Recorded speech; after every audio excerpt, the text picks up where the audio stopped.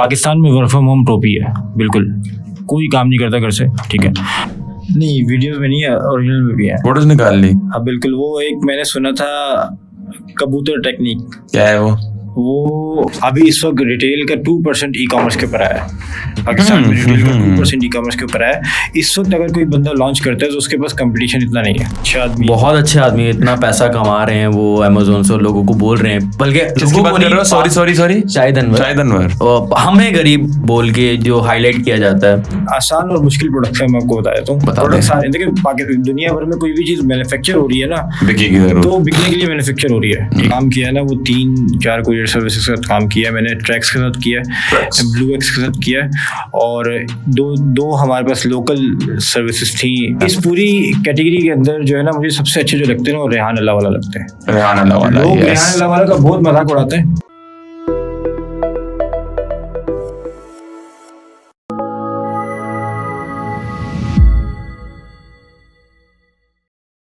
अस्सलाम वालेकुम ख़वातीन हज़रात, welcome to encyclopedia podcast trialogue session. This is your host Hammad Iftikhar, और आज मेरे साथ मेरे को होस्ट हैं एहसन अजीज, आप सबकी जान।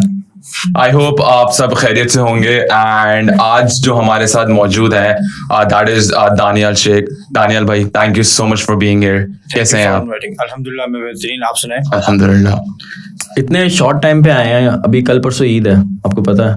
जब पॉडकास्ट तो खैर बहुत बाद में जाएगा। हाँ, तो कैसी तैयारी है ईद की? कैसी तैयारी?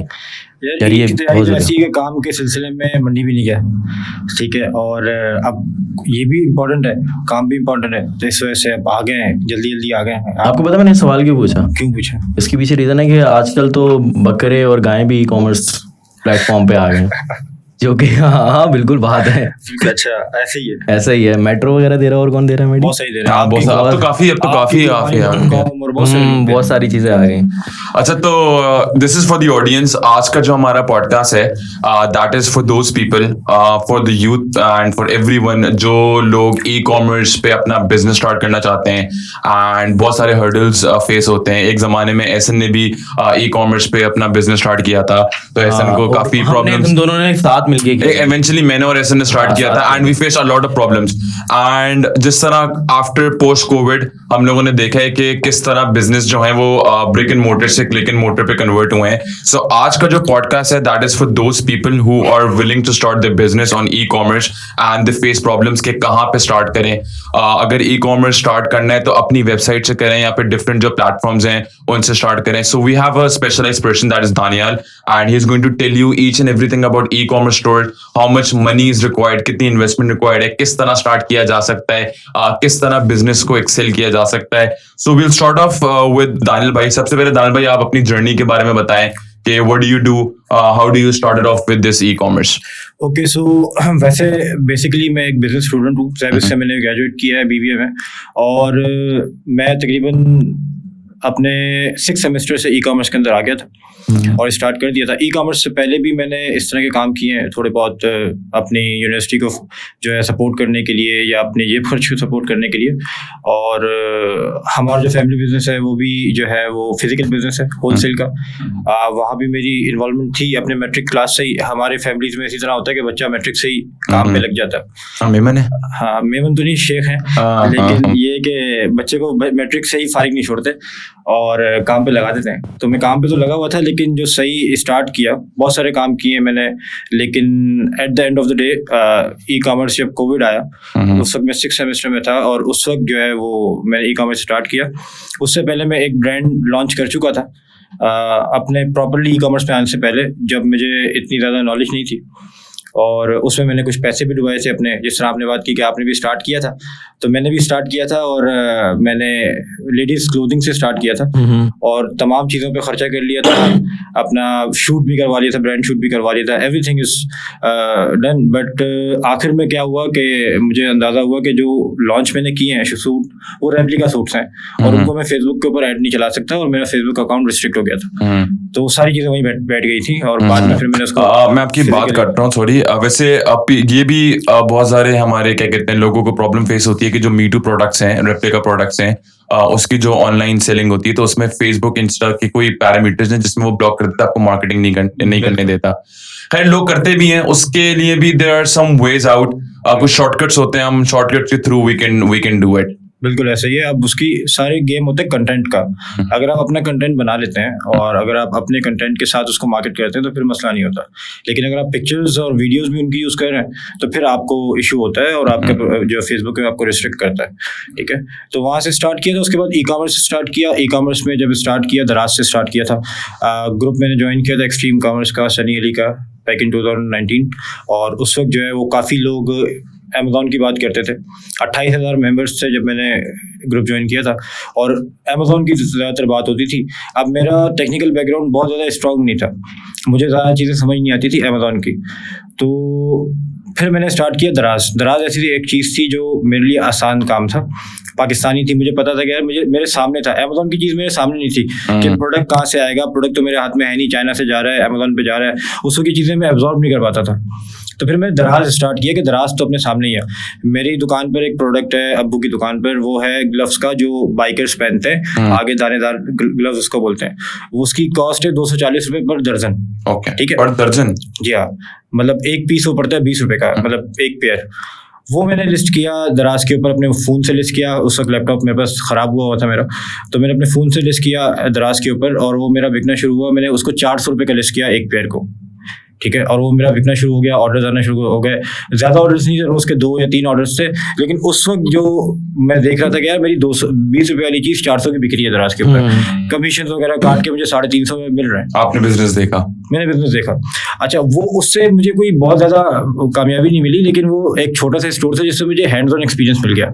अब यहाँ हम वहाँ आते हैं कि जो बच्चे स्टार्ट नहीं कर पा रहे होते कि यार हम सीखेंगे कहाँ से, हम कोर्स कहाँ से करें, हम हैंड्स ऑन एक्सपीरियंस कहाँ से लें, उनके लिए बात है कि आप स्टार्ट कर दें छोटे से। जो भी चीज़ आपके पास है, जो भी रिसोर्स आपके पास है, उस वक्त मेरा कोई पैसा नहीं लगा था। एक 240 रुपये दर्जन माल था सिर्फ, जो मैंने अपनी दुकान से उठाया। अगर आप खुद भी खरीदें तो जाकर खुद भी उठा सकते हैं। छोटे से छोटा प्रोडक्ट, 200 वाला, 500 वाला प्रोडक्ट आप लॉन्च करें और आप उससे सीख जाते हैं। अब उसने मुझे कोई कुछ कमा के नहीं दिया, उस प्रोडक्ट ने बहुत ज़्यादा कमा के नहीं दिया, लेकिन उसकी वजह से मुझे कॉन्फिडेंस मिला कि काम करना किस तरह है, लिस्टिंग किस तरह होती है, अकाउंट किस तरह बनता है, ग्रो किस तरह होता है, सेल्स किस तरह आती हैं, उन सेल्स को फुलफिल किस तरह करना है, ये सारी चीज़ें पता चली। वो करते करते फिर एक हमारे उस वक्त एक कल्चर था पाकिस्तान के अंदर बहुत ज़्यादा कि लोग शेयर करते थे चीज़ें कि किस तरह करनी है, लोग सिखाते थे ऑनलाइन आके। तो ग्रुप पे जब 28,000 मेंबर्स थे, जिस ग्रुप की मैं बात कर रहा हूँ एक्सट्रीम कॉमर्स की, उस वक्त 28,000 मेंबर्स थे और मैं समझता था कि मैं अकेला हूँ जिसको अमेज़न समझ नहीं आता। तो मैंने वहाँ एक पोस्ट कर दी कि भाई आप दराज पे स्टार्ट करें और इस तरह स्टार्ट करें। जो काम मैंने किए हुए थे मैंने वो लिस्ट डाउन कर दी एक बेसिक इंग्लिश में। अच्छा, ठीक है, और मैंने वो ग्रुप के ऊपर पोस्ट कर दी। वो मेरी पहली पोस्ट थी ग्रुप के ऊपर और वो पोस्ट मेरी वायरल हुई। ठीक है, वो तकरीबन 1200-1300 लोगों ने वो पोस्ट को लाइक किया और कमेंट किया और उस पोस्ट की वजह से मेरे पास काफ़ी क्लाइंट्स आए। ठीक है, अब मैं ये एक्सपेक्ट ही नहीं कर रहा था कि मेरे पास क्लाइंट्स आएंगे, मैं बिल्कुल भी एक्सपेक्ट नहीं कर रहा था। मैं तो सोचा भी नहीं था कि इस पोस्ट करने का फ़ायदा क्या है मुझे।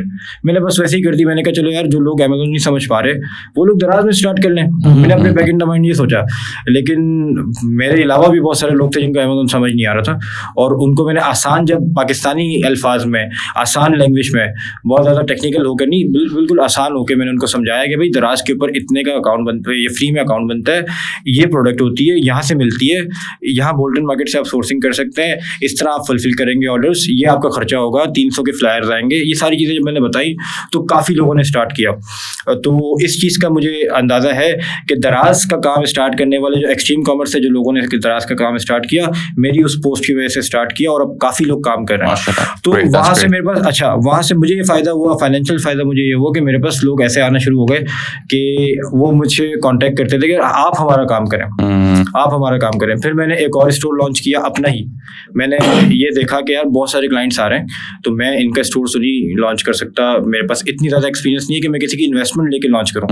तो यू स्टार्टेड गिविंग सर्विसेज? हाँ, तो फिर मैंने अपना एक और स्टोर लॉन्च किया। पहले स्टार्टिंग मैंने पहले जो है वो सर्विस नहीं दी, पहले मैंने अपना स्टोर स्टार्ट किया दोबारा से। उस वक्त मैंने फिर एक नया प्रोडक्ट बाहर से खरीद के लॉन्च किया, उसको रैंक किया प्रॉपर्ली।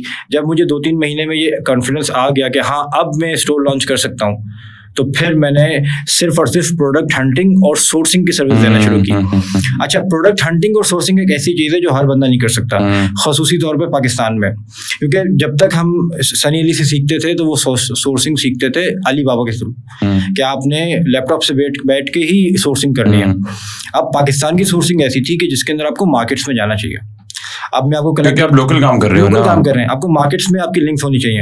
अब मैं आपको कनेक्ट करता हूँ अपने मैट्रिक से, जो मैंने आपको बताया, मैट्रिक से मैं दुकान पे जा रहा था। अब मैट्रिक से चूंकि मैं दुकान पे जा रहा था, मुझे मार्केट्स का पता था कि भाई कौन सी चीज बोल्टन मार्केट में कहाँ से मिलती है, कौन सी जोड़िया बाजार में कौन सी चीज मिलती है, गुल प्लाजा में कौन सी चीज मिलती है। तो जितने लोग स्टार्ट कर रहे थे सब कोर्स कर रहे थे, सब कोर्स करते हैं, कोर्सेज अवेलेबल होते हैं इंटरनेट पे, यूट्यूब पे। दराज खुद कोर्स करवाता है कि आपने स्टोर कैसे बनाना है, लॉन्च कैसे करना है, रैंक कैसे करना है, मार्केटिंग कैसे करनी है। लेकिन ये कोई नहीं सिखाता कि ये पर्टिकुलर प्रोडक्ट जो है वो कहाँ से मिलेगा। मतलब आप ये कहना चाह रहे हैं कि टेक्निकल चीजें समझा देते हैं, ऑन हैंड बिजनेस नहीं समझाते हैं। On hand business.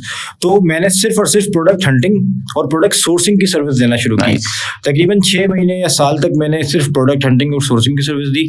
उसके बाद से मैंने इसको थोड़ा सा स्केल करना शुरू किया, कंप्लीट लॉन्चिंग की तरफ आया, कंप्लीट लॉन्च करके देना शुरू किया क्लाइंट्स को। और फिर करते करते अब जो है हम तमाम ई कॉमर्स प्लेटफॉर्म के ऊपर सर्विस देते हैं। दराज हो, अमेजोन हो, शॉपिफाई हो, कंप्लीट लॉन्चेस हों, जो भी क्लाइंट हमारे पास आता है हम उसको कैटर करने के काबिल हैं। बड़ी ब्रांड हो या छोटा क्लाइंट हो, हम तमाम लोगों को कैटर कर लेते हैं।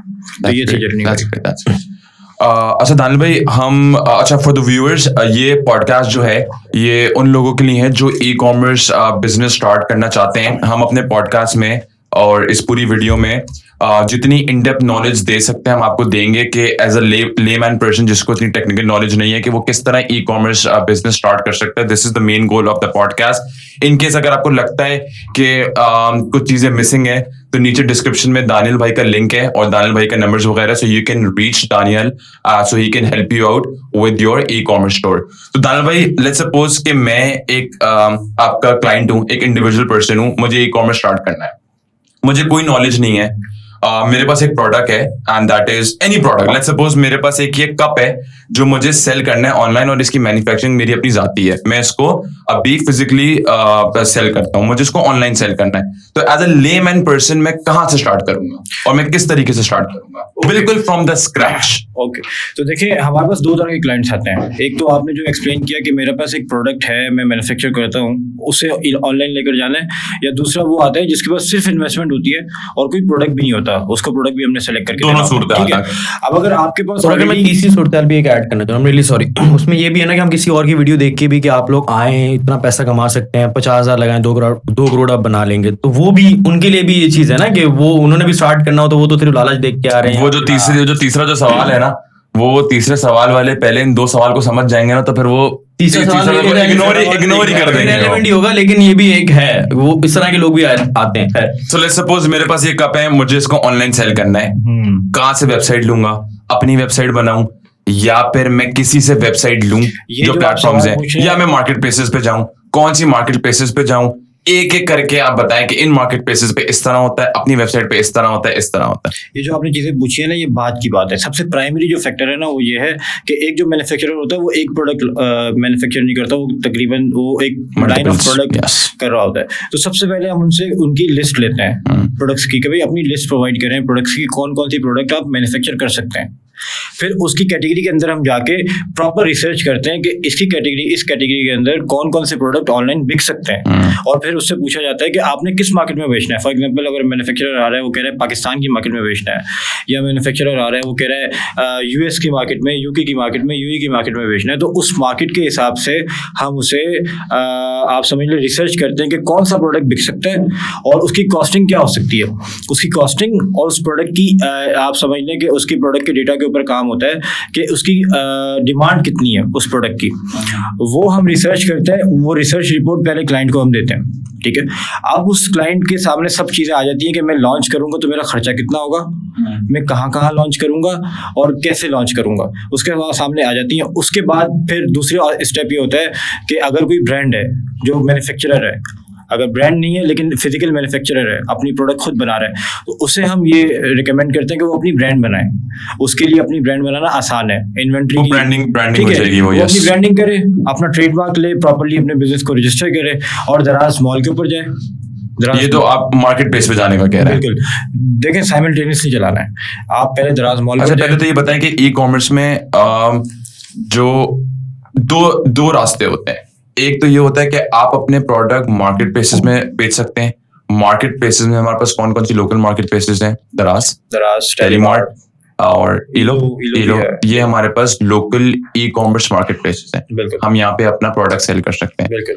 इंटरनेशनल मार्केट प्लेसेस में we have Alibaba, eBay, Amazon. ये इंटरनेशनल मार्केट प्लेसेस आ गए। अच्छा, अगर मार्केट प्लेसेस से हटते हैं, हम अपना सेल्फ स्टोर करते हैं, तो सेल्फ स्टोर के लिए भी दो ऑप्शंस होते हैं। रादर, एक तो ये होता है कि हम अपना ही खुद ही वेबसाइट बनाएं और खुद उसको केटर करें, या हम एक थर्ड पार्टी से स्टोर ले लें। Shopify, yes, like Shopify, Wix. तो these are the multiple options. अगर बंदा जो है अपना स्टोर बनाने जाता है, तो what's the most reliable option to have a self store और गो विद शॉपिफाई?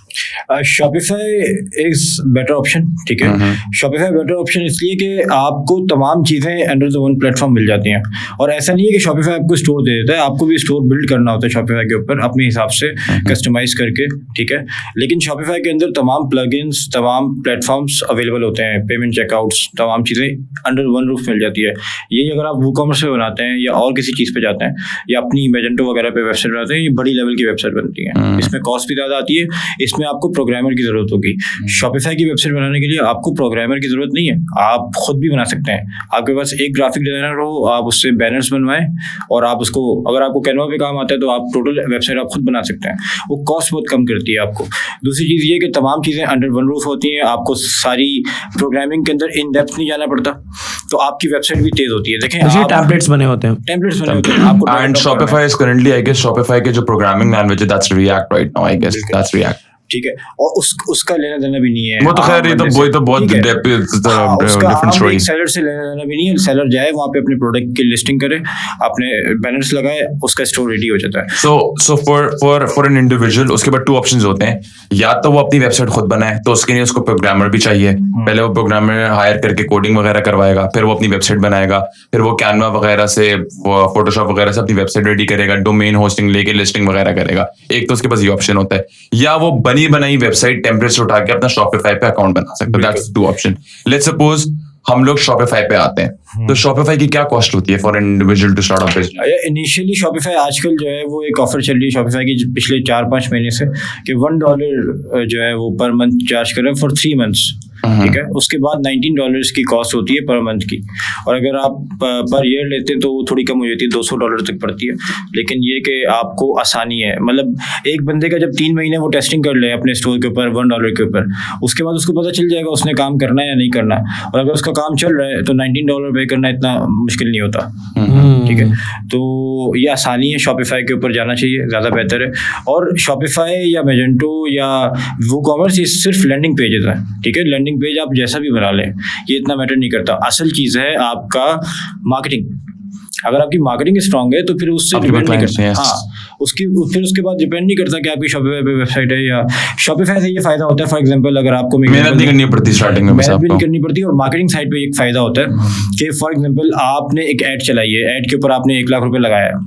अब अगर कोई कस्टमर आता है, वो आपकी फेसबुक के ऊपर ऐड देखता है, आपके लिंक को क्लिक करता है, अगर वो 10 सेकंड से पहले वो लिंक खुल जाए, वेबसाइट ओपन हो जाए, तो वो कस्टमर रुकेगा। अगर 10 सेकंड से ज़्यादा लेगा, 15 सेकंड लेगा, 20 सेकंड लेगा, उस कस्टमर के पास इतना टाइम नहीं है कि वो इंतजार करे कि वेबसाइट खुलेगी तो मैं देखूंगा। अब ये वाले मसले बाकी चीजों में आते हैं, वो कॉमर्स में वाले मसले आते हैं। वो आते हैं कि उनकी ब्रांड विड्थ कम होती है। शॉपिफाई में ये होता है कि आपकी ब्रांड विड्थ अच्छी होती है, होस्टिंग स्ट्रांग होती है, ब्रांड विड्थ स्ट्रांग होती है। बिल्कुल, शॉपिफाई में होस्टिंग स्ट्रांग होती है, उसमें ये वाले सारे मसले नहीं आते। और अब ये वाला मसला अगर किसी ने हल करना हो अपनी पर्सनल वेबसाइट के ऊपर, वो कॉमर्स के ऊपर या और किसी चीज के ऊपर, तो उसको फिर प्रोग्रामर्स चाहिए, प्रॉपर उसको होस्टिंग चाहिए, उसको खर्चे उस पर भी करने पड़ेंगे। सही है, वो 4500 रुपए की होस्टिंग खरीद के ऐसी वेबसाइट नहीं बना सकता जैसी वेबसाइट वो $19 पर मंथ के ऊपर शॉपिफाई के ऊपर बना सकता। अच्छा, तो कितना इज इट थोड़ा सा मुश्किल होता है शॉपिफाई पे स्टोर बनाना सेल्फ एज अ क्या कहते हैं, किस तरह बनता है? आप जाके अकाउंट बनाते हो वहाँ पे, थोड़ा सा व्यूअर्स के लिए बताएंगे आप? देखिए, बेसिक साइन अप होता है, आपसे आपकी ईमेल लेता है, स्टोर नेम लेता है, आपसे पूछता है अपने लिए बना रहे हो या किसी और के लिए बना रहे हो, वो सारी, फिर वो बिजनेस मॉडल पूछता है कि आप क्या प्रोडक्ट सेल आउट कर रहे हो, फिर वो सारे खुद ही ऑप्शंस दे रहा होता है, आपने बस सिलेक्ट करने होते हैं, फिर वो आपको टेम्पलेट रेडी करके दे देता है। बहुत टेम्पलेट हमें रेडी करके देते हैं, वो वेबसाइट का डिजाइन डिजाइन हमारा अपना होता है? नहीं, वो कर सकते रेडी हैं। करके नहीं देता, वो कुछ टेम्पलेट्स बता देता है कि ये फ्री Suggest टेम्पलेट्स करते हैं, आप सेलेक्ट कर लेते हो? ये फ्री टेम्पलेट्स हैं और ये पेड है। पेड के आगे उसके कॉस्ट लिखी होती है कि Okay. कितनी कॉस्ट है, और फ्री वाले भी आपके सामने आ रहे होते हैं, ठीक है। अब बड़ी ब्रांड्स जो है वो पेड टेम्पलेट्स के ऊपर जाती हैं, वो थीम होती है उनकी, फिर Theme थीम के होती है। कलर आप चेंज कर लेते हैं, फॉन्ट चेंज कर लेते हैं, फिर नाम चेंज कर लेते हैं, फिर वो सारी चीजें इस और तरह आपने सिर्फ 2 चीजें डिजाइन करनी होती है स्टोर के बैनर्स, ठीक है। design, एक बैनर आप लैपटॉप के लिए करेंगे, डेस्कटॉप स्क्रीन के लिए करेंगे। वो एक शॉपिफाई बैनर आप- खुद भी बना के दे देता है मोस्टली। क्या आप सिर्फ नाम भी देंगे ना तो वो बैनर रेडी कर देता है? नहीं, ऐसा नहीं होता। वो शॉपिफाई का जो बैनर है वो आपको कैनवा वगैरह से बनाना बनाना पड़ता है, बनाना ठीक पड़ता है। है। अब वो बैनर जितना अच्छा आपका होगा, बहुत ज्यादा Attract- वो अट्रैक्टिव होगा, वो आपका अच्छा स्टोर लगेगा। इसके अलावा प्रोडक्ट लिस्टिंग होती है। Product प्रोडक्ट listing लिस्टिंग हो जो गई। है वो आप अपनी अच्छी फोटोग्राफ्स करें, अच्छी फोटोग्राफ्स से। What about domain and hosting? वो आपकी अपनी होती है, राइट? डोमेन अपनी होती है, Hosting, sorry, yes, डोमेन हमारी अपनी होती है। डोमेन आप कहीं से भी ले लें। ठीक है, प्रोडक्ट हमारे यहाँ पे शॉपिफाई पे लिस्ट हो गए। अच्छा, we are currently talking about Shopify Pakistan Shopify, कि Yes. हमारा अपना प्रोडक्ट जो है वो पाकिस्तानी टारगेट मार्केट के लिए है। बिल्कुल। अच्छा, प्रोडक्ट लिस्ट हो गए, क्लाइंट कैसे आएंगे? मार्केटिंग मार्केटिंग फेसबुक मार्केटिंग आपको करनी पड़ेगी। What are the options for marketing? कौन कौन से प्लेटफॉर्म्स हैं? एक तो मेटा है और दूसरा गूगल। गूगल के ऊपर पाकिस्तान में इतना काम नहीं होता, ठीक है। लोग करते हैं, बड़ी ब्रांड्स करती हैं, लेकिन नॉर्मल प्रेफर करा जाता है मेटा पे। मेटा पे, और आजकल काफी लोग जो है टिकटॉक के ऊपर कर रहे हैं। Yes. लेकिन मैं समझता हूँ कि वो लोग जो है, वही वाली बात है आप वाली, कि लोग जो है लालच के अंदर आके इस तरह के काम कर रहे हैं। टिकटॉक पे ना आपका मीडिया बायर जो होता है, एक मीडिया बायर का रूल होता है। एक ऐसा बंदा होता है जो आपके लिए एड्स चलाता है। अब अगर मैं किसी के लिए एड्स चला रहा हूँ ना किसी स्टोर के ऊपर, तो मुझे उसको सेल्स दिखानी है शॉपिफाई के ऊपर कि भाई देखो इतनी सेल्स लगा दी मैंने आपको। कन्वर्जन का गेम होता है सारा। सही है। अब वो अगर टिकटॉक के ऊपर ऐड चलती है ना, तो टिकटॉक के ऊपर ऐड में बहुत ज़्यादा ऑर्डर्स आ जाते हैं। फॉर एग्जांपल, अगर मैं 1000 रुपये की ऐड चला रहा हूँ फेसबुक के ऊपर, तो हो सकता है मुझे 6000, 7000, 8000 रुपये के ऑर्डर्स आए। अगर वही 1000 रुपये की ऐड में टिकटॉक के ऊपर चला रहा हूँ, तो मुझे 15000, 12000 रुपये के ऑर्डर्स भी आ सकते हैं। अब एक मीडिया बायर के लिए तो बहुत अच्छा है, वो दिखाएगा कि देखो मेरी सक्सेस, मैंने 1000 रुपये की ऐड के ऊपर 12000 की सेल्स लगा दी।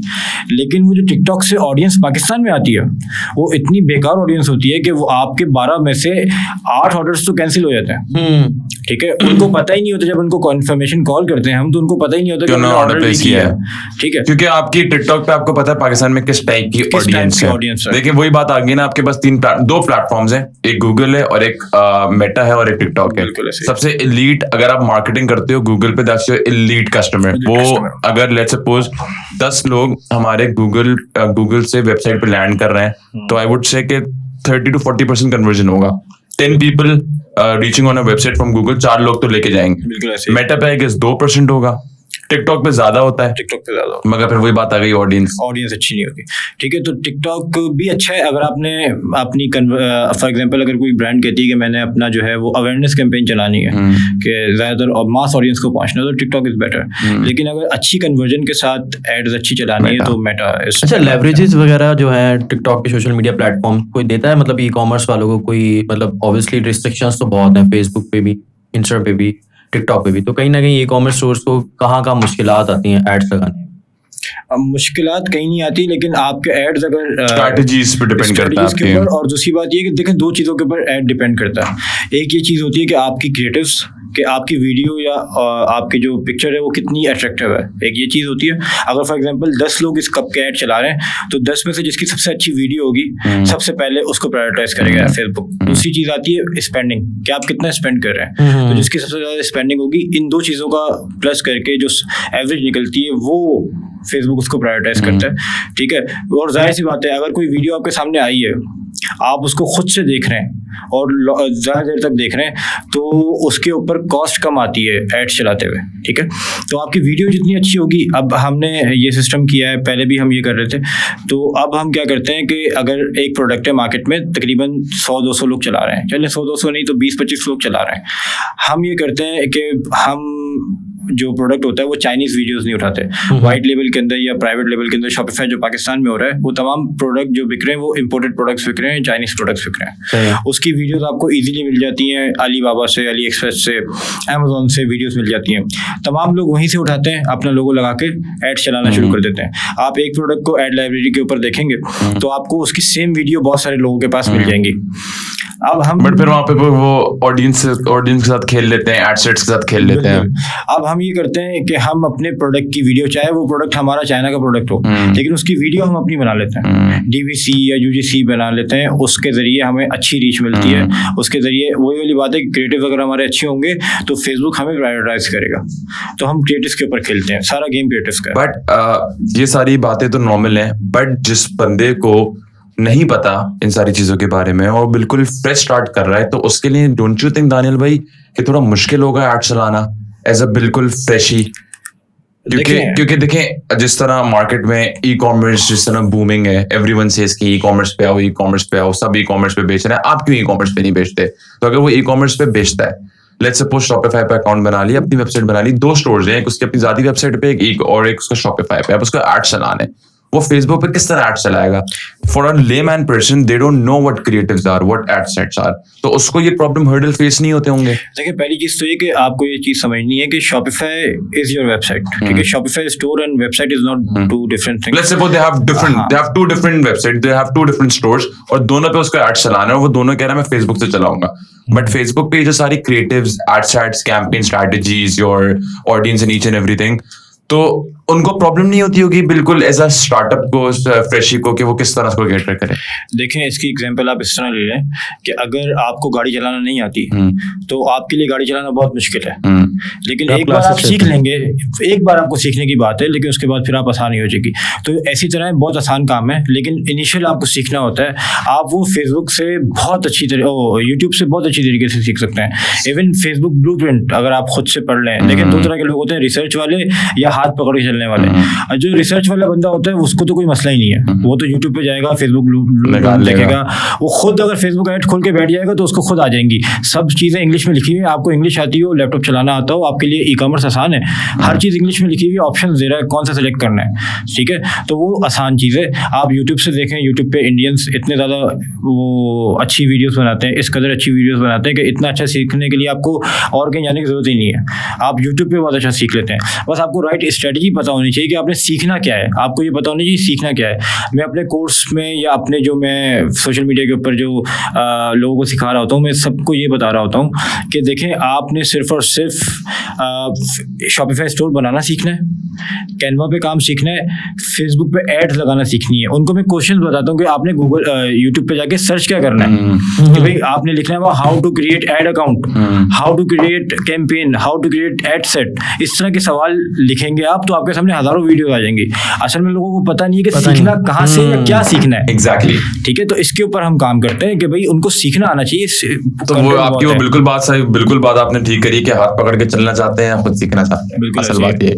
अच्छा, लेकिन एक इम्पैक्ट देखा कोविड-19 के बाद, ई कॉमर्स इंडस्ट्री ने बूम किया, उसके बाद से चीजें डिफरेंट ही हो गई हैं कि जितने भी ऑफिसेस थे वो मोस्टली जो है समझे इन हाउस हो गए, और वर्क फ्रॉम होम का क्राइटेरिया शुरू हो गया। तो इसको किस तरह देखते हैं कि कोविड ने बहुत ज्यादा बूम दिया ई कॉमर्स इंडस्ट्री को एक तरह से? देखिए, ई कॉमर्स इंडस्ट्री और work from home are 2 different things, ठीक है? लेकिन मैं एक जरा सा ऑफ टॉपिक होकर बात करूं, मैं भी अपनी एजेंसी चलाता हूं। पाकिस्तान में वर्क फ्रॉम होम टोपी है, बिल्कुल कोई काम नहीं करता घर से, ठीक है?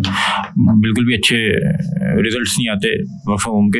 बाकी जहाँ तक बात है ई कॉमर्स की बूम की, बिल्कुल मिला है, क्योंकि काफ़ी लोग जो है, दोनों तरफ से देखा जाए, सेलर्स भी काफ़ी बड़े और बायर्स भी काफ़ी बड़े। इन शॉर्ट आफ्टर कोविड दुनिया को पता चल गया कि डिजिटल दुनिया चल सकती है, चाहे आप वो बाइंग एंड सेलिंग रोडों पे करो, घर से करो, चाहे आप ऑफिस जाके काम करो, घर से काम करो, डिजिटल दुनिया चल सकती है। This is what Covid has told. बात यह है कि आप भी और अपनी लाइफ को देखेंगे करीब से, तो आप भी हर चीज, जो भी चीज आपको चाहिए होगी ना, वो आप सबसे पहले डिजिटल जाएंगे, ठीक है? अगर आप फॉर एग्जांपल आपको घर किराए पे लेना है या खरीदना है, तो आपको पता है कि फिजिकली जाके देखना पड़ेगा, लेकिन पहले आप जाके जमीन.com पे या फेसबुक के मार्केट प्लेस के ऊपर ढूंढना शुरू कर देंगे। और कोविड के बाद बहुत से चेहरे सामने भी आए हैं जो ई कॉमर्स के रिलेटेड वीडियोस बनना शुरू कर दिए। पहले नहीं होता था ये सारी चीजें, पहले दिखती भी नहीं थी, बिल्कुल पहले नहीं होता। डिमांड जो है वो आई और सब ने आई, और जिनको उस टाइम पे वो चीज ग्रैब कर ली, वो आज बिल्कुल ऐसे ही है। अच्छा, तो दानिल भाई, व्हाट अबाउट मार्केट प्लेसेस? यार मार्केट प्लेसेस पे मैं अगर पाकिस्तान की बात करूं तो दराज ही सबसे बेहतर है, ठीक है, उसी के ऊपर काम किया जा सकता है। और उस पर मैं 2 लोगों को रिकमेंड करता हूं कि वो जाएं।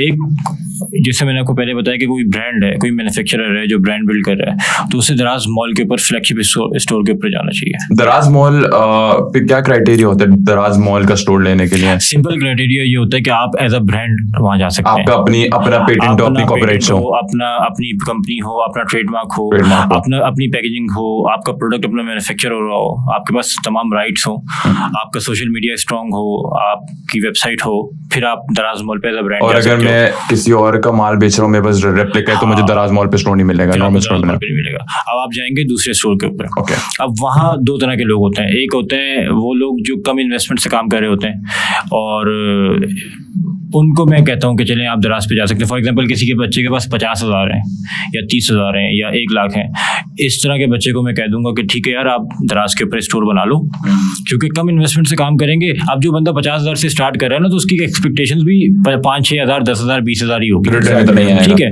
इतना ही रिटर्न आना है दराज के ऊपर, इससे ज़्यादा कैपेसिटी दराज की नहीं है। लेकिन अगर किसी के पास 10 लाख है, 12 लाख है, तो उसको मैं दराज के ऊपर नहीं जाने दूंगा, उसको मैं कहूँगा कि वो सेल्फ स्टोर बनाए, क्योंकि उसके पास मार्केटिंग के पैसे हैं, ठीक है, उसके पास स्टॉक जमा करने के पैसे हैं उसके पास, तो उसको मैं फिर शॉपिफाई स्टोर की तरफ भेजूंगा। लेकिन अगर कोई है ऐसा बंदा जिसके पास 50,000 है, 1 लाख है, या फिर कोई बड़ी ब्रांड है जो कि दराज मॉल के ऊपर जा सकती है, दराज मॉल का बहुत अच्छा पोटेंशियल है दराज मॉल का, उसके पास सेल्स बहुत अच्छी आती हैं, ठीक है। और यही 2 कैटेगरीज हैं जो दराज के ऊपर जाएं तो बेहतर है। और व्हाट्स द क्राइटेरिया दराज पे किस तरह मतलब आप स्टोर बनाते हैं? सिंपल प्रोसेस है या थोड़ा कॉम्प्लिकेटेड है? ये सिंपल प्रोसेस है। अब मैं इसको एक्सप्लेन इस तरह करता हूँ, मैं पूरा एक सिनेरियो एक्सप्लेन कर देता हूँ कि आप किस तरह स्टार्ट कर सकते हैं। फॉर एग्जांपल एक बंदा मेरे पास आता है और उसके पास सिर्फ 10-15 हज़ार रुपए हैं, वो कहता है मुझे ई-कॉमर्स करना है। अगर उसके पास पूरा दिन है काम करने का और उसके अंदर काम करने की लगन है, वो खुद थोड़ा सा जो है ना फिजिकल भी काम कर सकता है, तो उसको मैं कहूँगा कि भाई दराज के ऊपर स्टोर बना, सिंपल साइनअप है, आप खाली साइनअप करेंगे ना दराज के ऊपर, तो आपका अगर स्टोर कंप्लीट नहीं हुआ तो खुद दराज आपको कॉल करके आपका स्टोर कंप्लीट करवा देगा, ठीक है। अच्छा। खुद दराज आपको, दराज की नुमाइंदे की कॉल आ जाएगी, आपको बता देगा भाई आपने यहाँ अपना NIC डालना है, यहाँ अपना बैंक अकाउंट डालना है, यहाँ अपने ईजी पैसा डालना है। अब काफ़ी लोग होते हैं बैंक अकाउंट नहीं होता उनके पास, तो ईजी पैसा के जरिए भी आप अकाउंट खोल सकते हैं, ठीक है। दराज का अकाउंट खुल गया, 0 कॉस्ट। उसके बाद प्रोडक्ट लिस्टिंग करनी है। अब प्रोडक्ट लिस्टिंग की कॉस्ट भी 0 है। मैं उस बंदे को कहूँगा कि आप जाओ सेंट्रल प्लाजा फॉर एग्जाम्पल, किसी भी अपने करीब जो भी आपका प्रोडक्ट है नहीं उसकी मार्केट में चले किसी भी मार्केट में जाएं जो होलसेल मार्केट है, वहाँ इंपोर्टर्स को ढूंढें। इंपोर्टर्स ब्रॉडकास्ट चलाते हैं अपने व्हाट्सएप पे, आपको ऐड कर लेंगे, ठीक है, वो आपको व्हाट्सएप पे ऐड कर लेंगे। फॉर एग्जांपल आप 4 ब्रॉडकास्ट के अंदर ऐड हैं, उस 4 ब्रॉडकास्ट में रोज की आपके पास 5-10 प्रोडक्ट्स आ रही हैं। आप सिर्फ क्या करें, उनकी पिक्चर्स उठाएं और उसको लिस्ट करते रहें। अब आपने यूट्यूब पे क्या सीखना है, एक छोटी सी वीडियो सीखनी है, how to create listing on Daraz. ये दराज वाले खुद भी आपको सिखा देंगे, दराज यूनिवर्सिटी के अंदर यूट्यूब पे 3 मिनट की वीडियो आप देख के सीख सकते हैं, ज्यादा नहीं। सही, आप वहां से प्रोडक्ट उठाते रहे, जो आपके पास रोज के आ रहे हैं ट्रेड ब्रॉडकास्ट के अंदर आप लगाते रहें। फॉर एग्जांपल 1 महीने बाद या 15 दिन बाद आपके स्टोर में हो गए तकरीबन 100-200 प्रोडक्ट्स लिस्ट हो गए। लिस्टिंग की तो कोई कॉस्ट नहीं है दराज के ऊपर। अच्छा, आपने लिस्ट किस तरह करना है, ब्रॉडकास्ट में आपके पास रेट आए 50 रुपए, आपने दराज के ऊपर डाल दी 100 रुपए, ठीक है। आपने नहीं देखना कि कंपटीशन क्या है, आपने नहीं देखना कंपेटिटर कितने का बेच रहा है, आपने मार्केट रिसर्च नहीं करनी, कुछ नहीं करना, आपने आंखें बंद करके लिस्टिंग करते रहना। फॉर एग्जाम्पल 1 महीने बाद या 15 दिन बाद आपके स्टोर में हो गए 200 प्रोडक्ट्स। अब 200 प्रोडक्ट जब आपके स्टोर में हो जाएंगे तो आपके पास ऑटोमेटिकली 10% ऑर्डर भी आते हैं। अगर फॉर एग्जांपल आप कहें तो 10% ऑर्डर आ रहे हैं, सिर्फ, ज़्यादा ऑर्डर्स नहीं आ रहे। 200 में से 10%, 20 ऑर्डर्स रोज के आना शुरू हो जाएंगे आपको। That's your profit without any cost. हाँ, अब ये 10 ऑर्डर्स आपके या 20 ऑर्डर्स रोज के अगर आना शुरू हो गए आपको, आपने क्या करना है, इन्वेंट्री तो आपके पास है नहीं, इन्वेस्टमेंट आपके पास है नहीं, आप गए उन इंपोर्टर्स के पास, आपने एक पीस खरीदा उसी रेट पे और देते रहे। अब इसमें आपकी फिजिकल मेहनत बहुत है, आप हर दूसरे दिन मार्केट जा रहे हैं, अपना माल खरीद रहे हैं, उसी वक्त दराज के वेयर हाउस में छोड़कर आ रहे हैं, ठीक है। लेकिन ये इसके अंदर ये करते करते आपके पास बिना इन्वेस्टमेंट के एक अच्छा बिजनेस स्टार्ट हो जाएगा। और मेरा एक कज़न है और वो गरीब नहीं है, वो माशाल्लाह अच्छा काम कर रहा है और उनका एक पूरा सेटअप दराज के ऊपर इसी तरह का चल रहा है। उनके स्टोर में 7,000 प्रोडक्ट्स हैं माशाल्लाह, nice. सही, और उनके पास 1 रुपए की इन्वेंट्री नहीं है। अच्छा, वो 7,000 प्रोडक्ट्स हैं, 1 रुपए की इन्वेंट्री। अच्छा, लोकल में ना ये फायदा होता है कि आपका लोकल आप लोकल काम कर रहे हो ना, तो आपके मार्केट में अवेलेबल है physical dropshipping. Yes, physical dropshipping. उनको जो भी रोज ऑर्डर्स आते हैं वो पूरे कराची में घूम के ऑर्डर, और जब आपकी मार्केट में अच्छी सलामदुआ हो जाती है तो आपको क्रेडिट भी मिल जाता है, 20-20 दिन का, एक महीने का आपको क्रेडिट भी मिल जाता है, और ज्यादा अच्छी सेटिंग होती है। तो आपने बोला कि यार ये माल है, ये मेरा क्या कहते हैं, आप खुद दराज तक पहुंचा दो, इंस्टेड कि आप जाके लो, आप बोलो यार ये प्रोडक्ट है, इसको इस तरह पैक करके दराज या इस तरह करके दराज तक पहुंचा दो। बिल्कुल इस तरह भी हो सकता है। ठीक है दानिल भाई, बहुत इजी है दराज पे स्टोर बनाना, लिस्टिंग करना बहुत इजी है।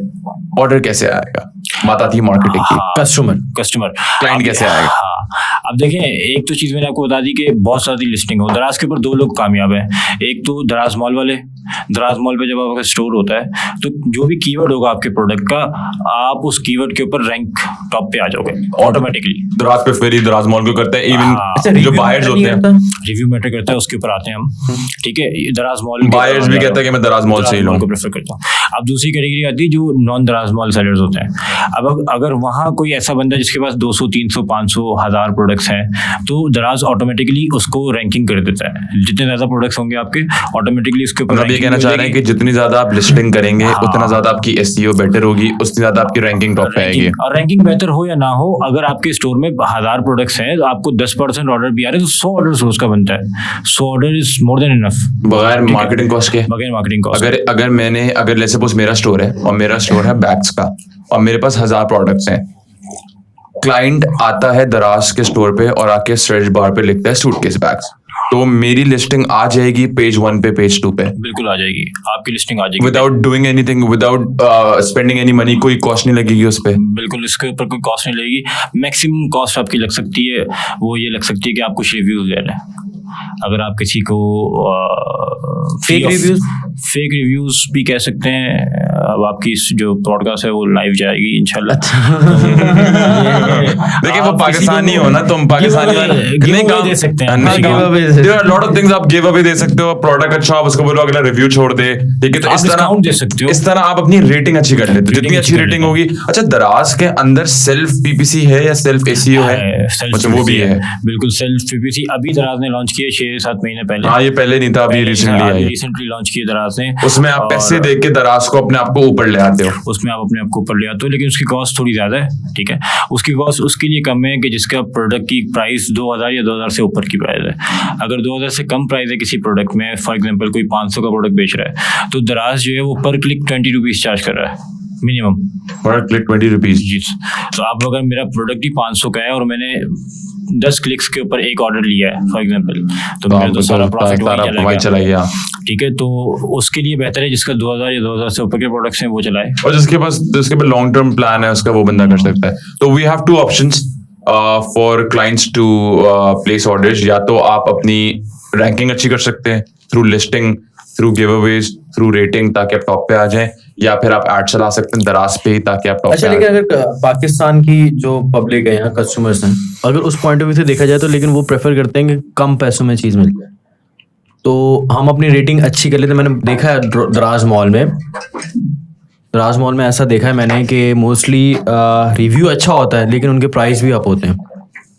देखिए, दराज मॉल वाला अगर नॉर्मल एक सेलर इस चीज को 50 रुपए की बेच रहा है, दराज मॉल वाला 80 रुपए की बेच सकता है, और लोग लेते हैं। मैंने जब भी दराज से ऑर्डर किया है, आई ऑलवेज प्रेफर कि मैं दराज मॉल से करूं, क्योंकि वो चीज ऑथेंटिक है। क्योंकि दराज जो है वो हर किसी को दराज मॉल पे ही दो कैटेगरीज है ना। अगर मैं एक प्रोडक्ट सर्च किया मैंने और वहां पे वो मुझे 100 रुपए का मिल रहा है, लेकिन कहीं पे मुझे 70 रुपए का मिल रहा है, पर 70 रुपए वाले की रिव्यू कम है, तो मैं प्रेफर तो करूंगा ना, मैं बोलूंगा हाँ मुझे दराज मॉल पे ट्रस्ट है, मेरे पैसे। आप कस्टमर को भी ऐसा ऐसा समझ आ गया, रिव्यू मैटर नहीं करते पाकिस्तान में। आप किसी को बोलें, किसी दानियल नाम के बंदे को बोलें कि आपकी लिस्टिंग के ऊपर 1000 रिव्यू होने चाहिए, एक हफ्ते में आपकी लिस्टिंग के ऊपर 1000 रिव्यू भी आ सकते हैं। इन सिंपल वर्ड्स, आप आईफोन खरीदने जाओगे, आप 2 स्टोर्स तुम्हारे सामने हैं, लेट्स सपोज आप मॉल में जाते हो और 2 दुकानें बराबर है, एक एप्पल का स्टोर है और एप्पल को स्टोर के बराबर एक नॉर्मल मोबाइल शॉप है, तो किससे लोगे?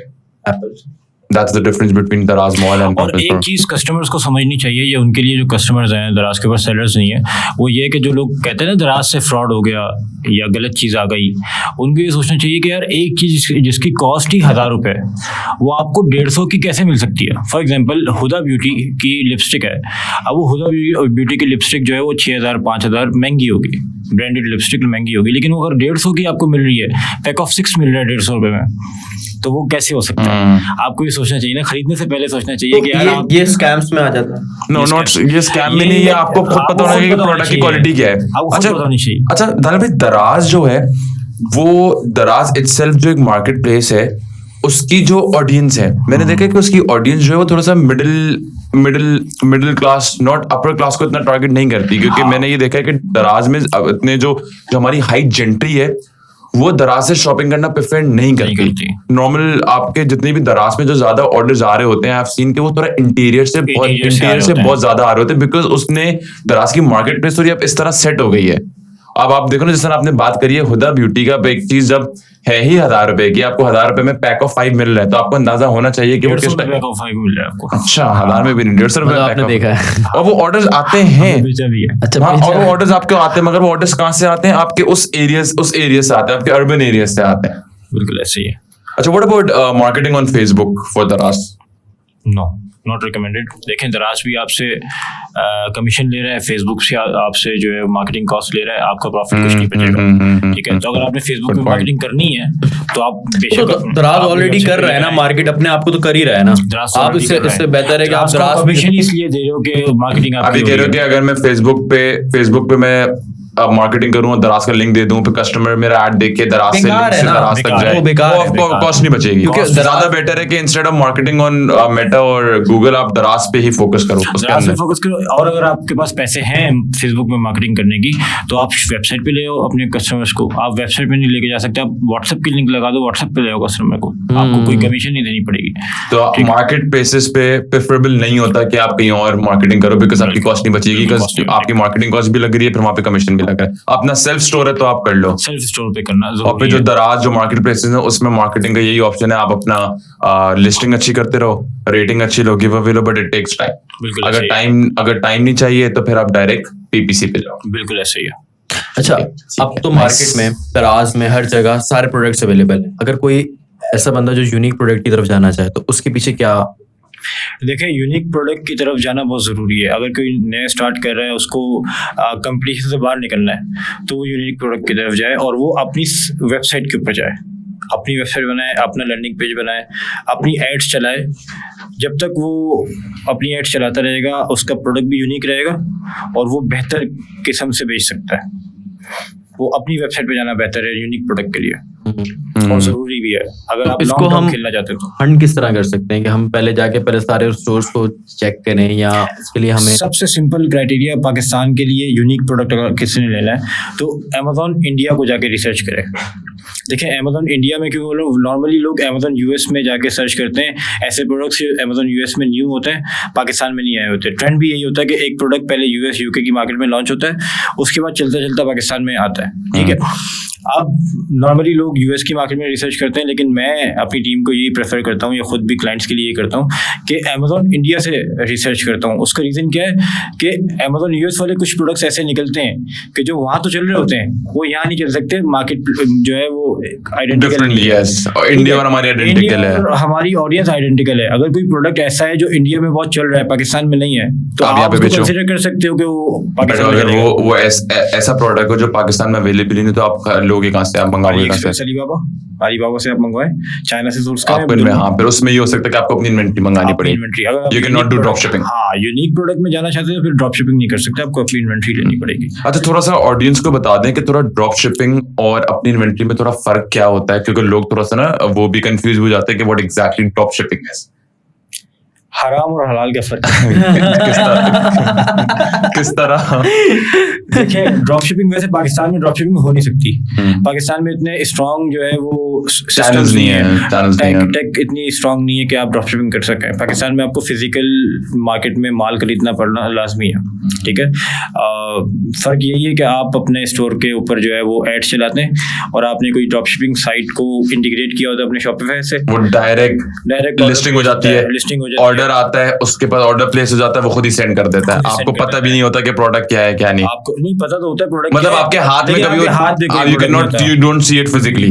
यस, और अपनी इन्वेंटरी में ये होता है कि आप जाके माल लेते हो और आप अपने हाथ में माल देखते हो और खुद आप क्लाइंट को जाके आगे अपने हाथ में आप देखो नहीं भी देखो तो आपको आपकी मलकियत होता है, आपकी मलकियत होता है, आपके स्टेक लगा होता है ना। आपने फॉर एग्जांपल $2000 की इन्वेंट्री खरीदी है, अब एक बार आपने $2000 की इन्वेंट्री खरीद ली, अब आप बेच रहे हो।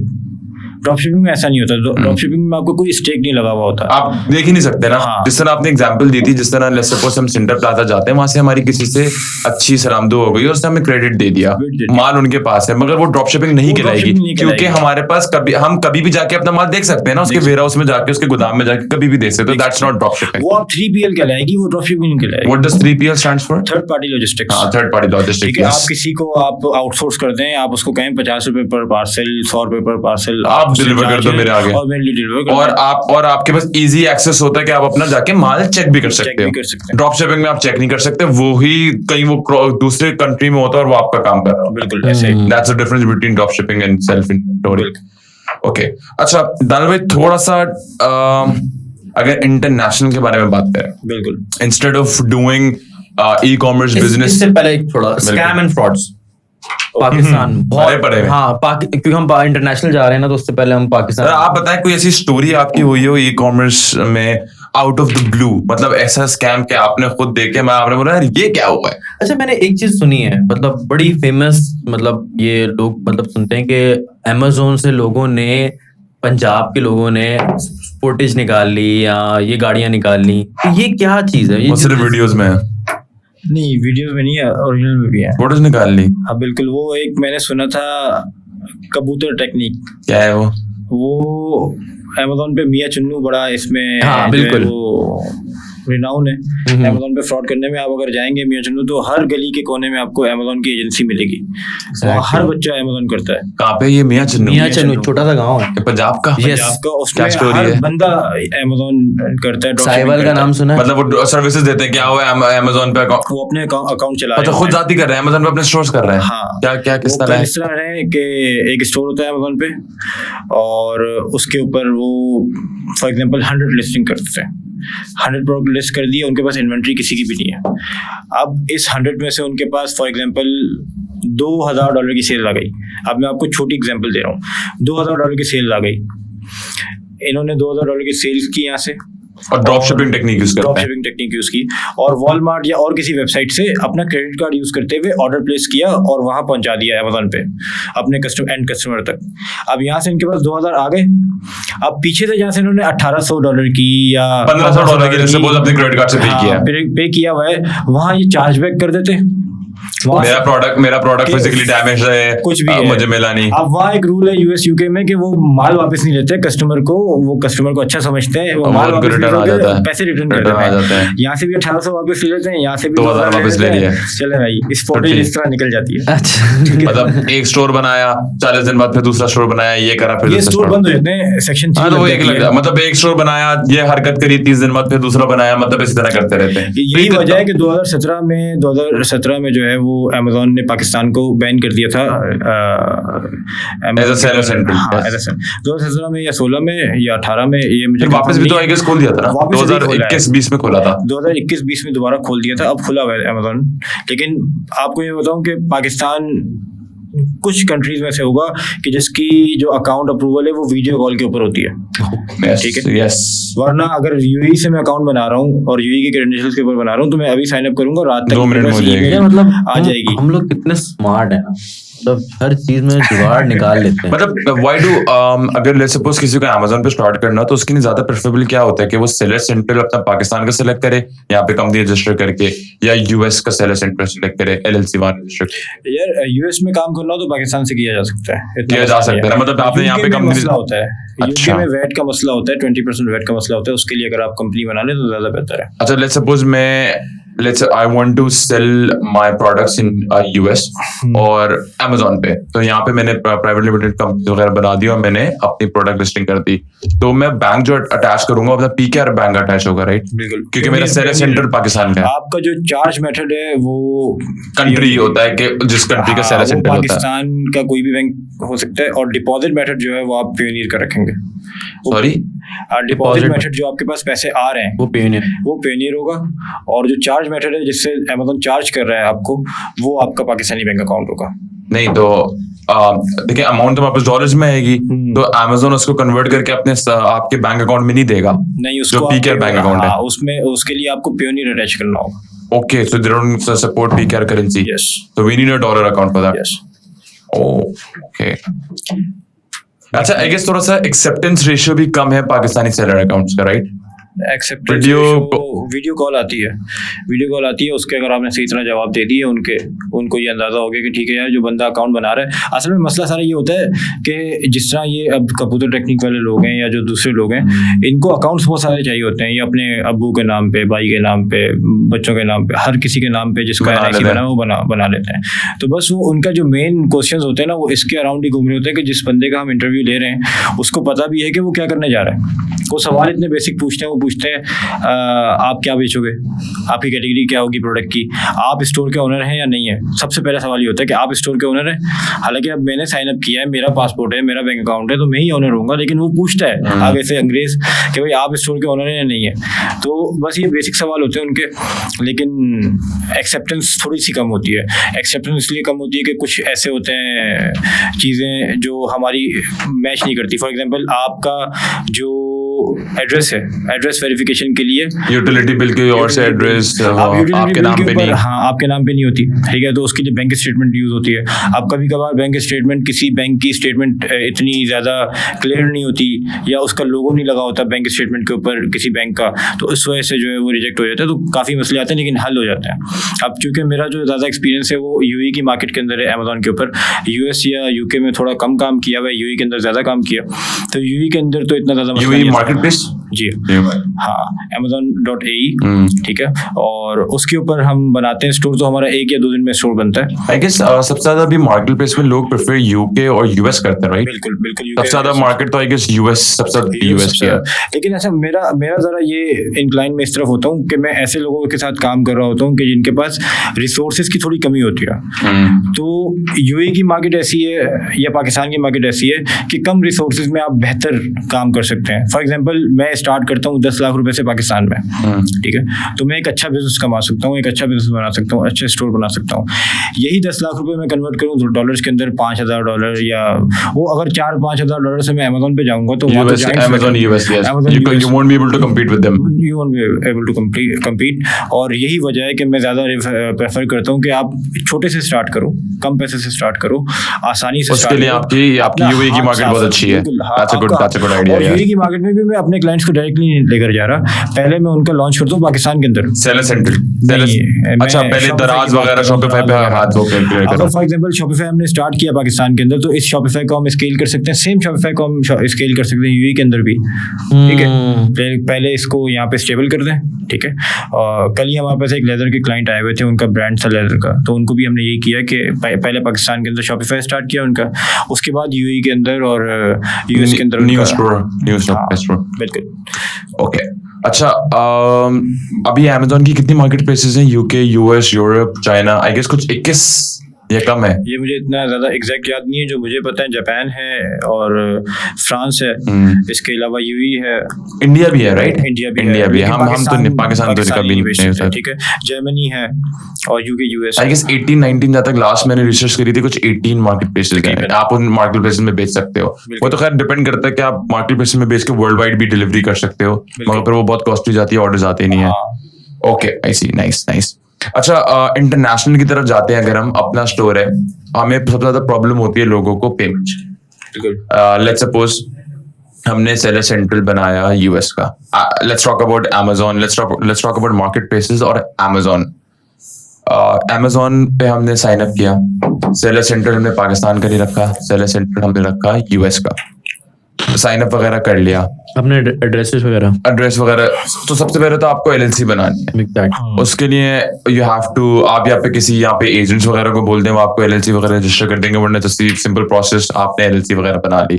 उसके अलावा और क्या पेमेंट की क्या रिक्वायरमेंट होती है अमेजोन की तरफ से अगर आपका सेलर सेंट्रल यूएस का है? यार देखिए, वैसे तो मेरे इतना ज़्यादा एक्सपीरियंस नहीं है अमेजोन यूएस का, लेकिन यह है कि आपको एलएलसी की रिक्वायरमेंट होती है। एलएलसी आपकी $1,000-1,200 कॉस्ट करती है, और वो सर्विस प्रोवाइडर्स ऐसे होते हैं जो आपको बैंक अकाउंट भी खुलवा के देते हैं, और जो है वो एलएलसी भी बना के देते हैं और साइन अप तक करके देते हैं। लेकिन अब चूंकि पाकिस्तान को जब से अमेजोन ने ओपन किया हुआ है, तो काफ़ी लोग प्रेफर कर रहे हैं कि पाकिस्तान से ही सेलर अकाउंट बनाया जाए। इजी प्रोसेस है। और ये भी हो सकता है कि आप इनिशियली पाकिस्तान से बना लें, उसके बाद अगर आपको स्केल करना है काम, आपको ब्रांड रजिस्ट्री करवानी है यूएस के अंदर, फिर आप एलएलसी बना के उसको अकाउंट को अपग्रेड किया जा सकता है, सेम अकाउंट को, तो इतना मसला नहीं होता। अब तकरीबन काम जो है वो लीगल हो गया हुआ है। अब आपको तीसरे चौथे रास्ते में जाने की जरूरत नहीं है आपको, अब तमाम काम लीगल हो गया। आप पाकिस्तान से अकाउंट बना लें, बाद में आप उसको प्रोफेशनल के ऊपर कन्वर्ट कर दें अपनी एलएलसी या एलटीडी बनाकर।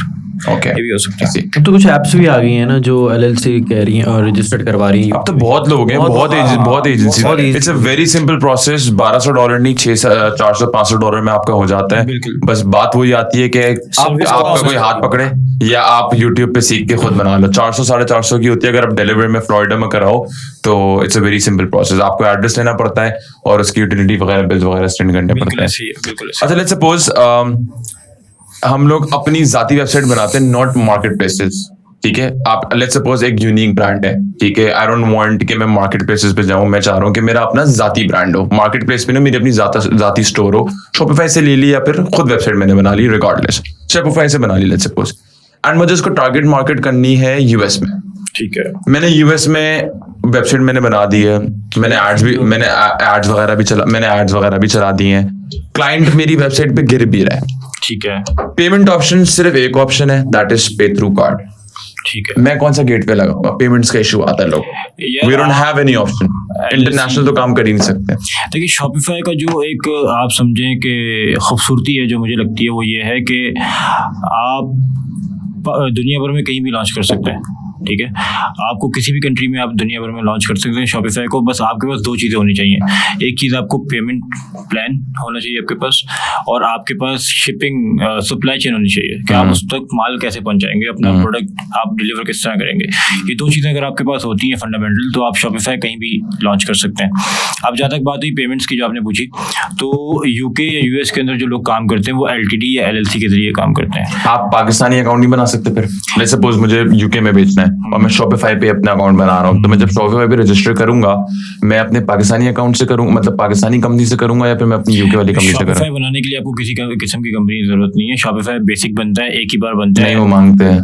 अगर आप यूएस में, अगर आप यूके में करते हो तो वो कहते हैं कि यूके का VAT नंबर या फिर अपने SSN डालो। लेकिन वो यूके में अगर आप पेमेंट इंटीग्रेट कर रहे हैं तब आपसे मांगते हैं। वो तो जरूरी होगा। हाँ, अगर आप, जाहिर सी बात है, अगर आप इंटरनेशनल मार्केट में काम कर रहे हैं फिर आपको पेमेंट जरूरी है, ठीक है। उसके लिए फिर आप कंपनी रजिस्टर करते हैं।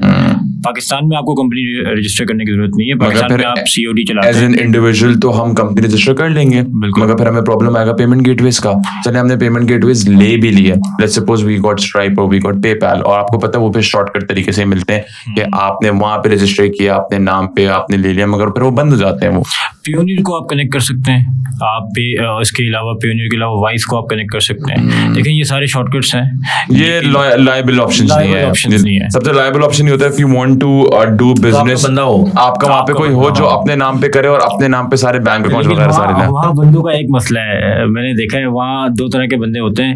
एक वो होते हैं जो डरते बहुत हैं टैक्सेस से, ठीक है, वो कहते हैं यार हमारे पर टैक्सेस लग जाएंगे। और एक बहुत ज्यादा कम्युनिटी ऐसी भी होती है वहाँ पे, मैं जो समझते हैं चीजों को, वो कहते हैं यस बिजनेस करो, हमारे SSN स्ट्रांग।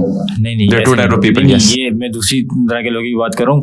काफी लोग यूएस में मैंने देखे हैं जो गवर्नमेंट सपोर्ट के ऊपर होते हैं, गवर्नमेंट से पैसे ले रहे होते हैं अपने बच्चों के लिए, और वो अपना बिजनेस स्टार्ट करके बैठे हो, गवर्नमेंट बोलेगी या तो तुम हमसे पैसे ले रहे हो। हाँ, ये इश्यूज आते हैं। इट डिपेंड्स कि आपका वहाँ पे कौन जानने वाला होता है। मैं आई केम अक्रॉस 2 to 3 पीपल, कुछ लोग ऐसे होते हैं जो कहते हैं कि नहीं यार टैक्सेस बहुत ज्यादा हो जाएंगे एंड ऑल दैट। अच्छा, कुछ लोग ऐसे भी होते हैं उनको पता होता है कि भाई यार ये मैं अपने नाम पे कंपनी रजिस्टर कर रहा हूँ, लेट्स सपोज यूएस में कोई बंदा है, यूके में कोई बंदा है, और मैं अपने नाम पे सारे बैंक अकाउंट्स और मर्चेंट्स वगैरह ले रहा हूँ, मगर जो बंदा बैठा हुआ बिजनेस कर रहा है, I know that he will give me the money to pay taxes. तो कुछ लोग ऐसे होते हैं कहते हैं हाँ यार हमारे नाम पे करो, क्योंकि तुम जब टैक्स दोगे तो ऑटोमेटिकली मेरे एसएसएन के स्कोर्स अच्छे होंगे। तो इस टाइप के भी होते हैं, मगर प्रॉब्लम ये आती है कि हम जो होते हैं ना, हम लोग इवेंचुअली ढूंढते हैं शॉर्टकट चाहिए। बात ये कि वहाँ लोगों के साथ ना अब तक फ्रॉड भी बहुत हो चुका है। हाँ, वीएटीज वगैरह लोग पे ही नहीं करते थे वहाँ पे। मैं वीएटी की बात नहीं कर रहा, मैं उन लोगों की बात कर रहा हूँ। आज से अगर आप 4-5 साल पहले देखेंगे तो लोग क्रेजी थे ई कॉमर्स के लिए। इवन के जो पाकिस्तानी यहाँ से पाकिस्तानी ओवरसीज हैं, वो लोग इस चीज़ को चाहते थे कि पाकिस्तानी हम यहाँ से बच्चा उठाएं, वीए जिसको हम वीए कहते हैं, वर्चुअल असिस्टेंट, और वो हमारे लिए काम करे और हमारे लिए लॉन्च करे। आपको आसानी से मिल जाते थे ऐसे लोग।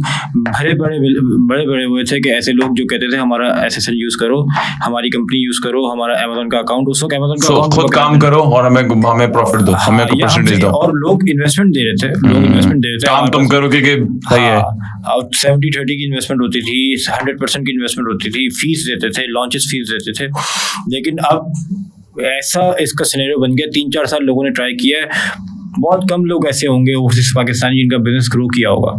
काफ़ी लोगों ने, जो कि वहाँ से अब पेमेंट आ रही है। फॉर एग्जांपल यहाँ एक वीए बैठा हुआ है, वो $5,000 ले रहा है, तो $5,000 उसने पहले कभी देखे हुए ही नहीं है, उसको एकदम से क्लाइंट मिल रहा है, एकदम से उसने अमेजोन का कोर्स किया, उसको $5,000 का क्लाइंट मिल गया, वो तो ऐसे ही पागल हो जाता है। ठीक है, उसके बाद अब वो बंदा यूएस में, ये पाकिस्तान में उसको टोपिया पहना रहा होता है। पाकिस्तानी वीएस अब लोग जो है, मैंने ये देखा है कि व्हाट इज, सॉरी अब कि मैं बात कट कर रहा हूँ, थोड़ा वीएस के बारे में बताएं कि वीएस की मैंने बड़ा देखा था आज से 2-3 साल पहले कि हर दूसरा बंदा वीए बना बैठा है, वर्चुअल असिस्टेंट ऑन अमेजोन, और आराम से मतलब मंथली अर्निंग कर रहे थे, वो 2-3 लाख रुपए इजीली कर रहे थे।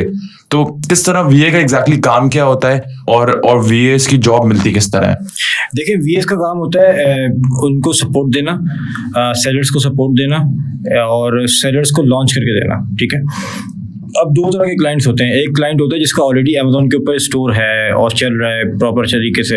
अब वो जब वीए देखता है तो वो देखता है अपने छोटे छोटे कामों के लिए वीए वर्चुअल असिस्टेंट के तौर पर देखता है। छोटे छोटे काम है। फॉर एग्जांपल, किसी को चाहिए ब्रांड मैनेजर, ठीक है, किसी को चाहिए पीपीसी चलाने के लिए कोई बंदा चाहिए, किसी को जो है वो लिस्टिंग करने के लिए कोई बंदा चाहिए, लिस्टिंग लिखने के लिए बंदा चाहिए, इस तरह के कामों के लिए। अब ये एक्चुअली वीएस करते हैं काम, जो अमेजोन के ही वीएस होते हैं, जो मतलब पीपीसी अमेजोन पे ही करते हैं। बिल्कुल, ठीक है।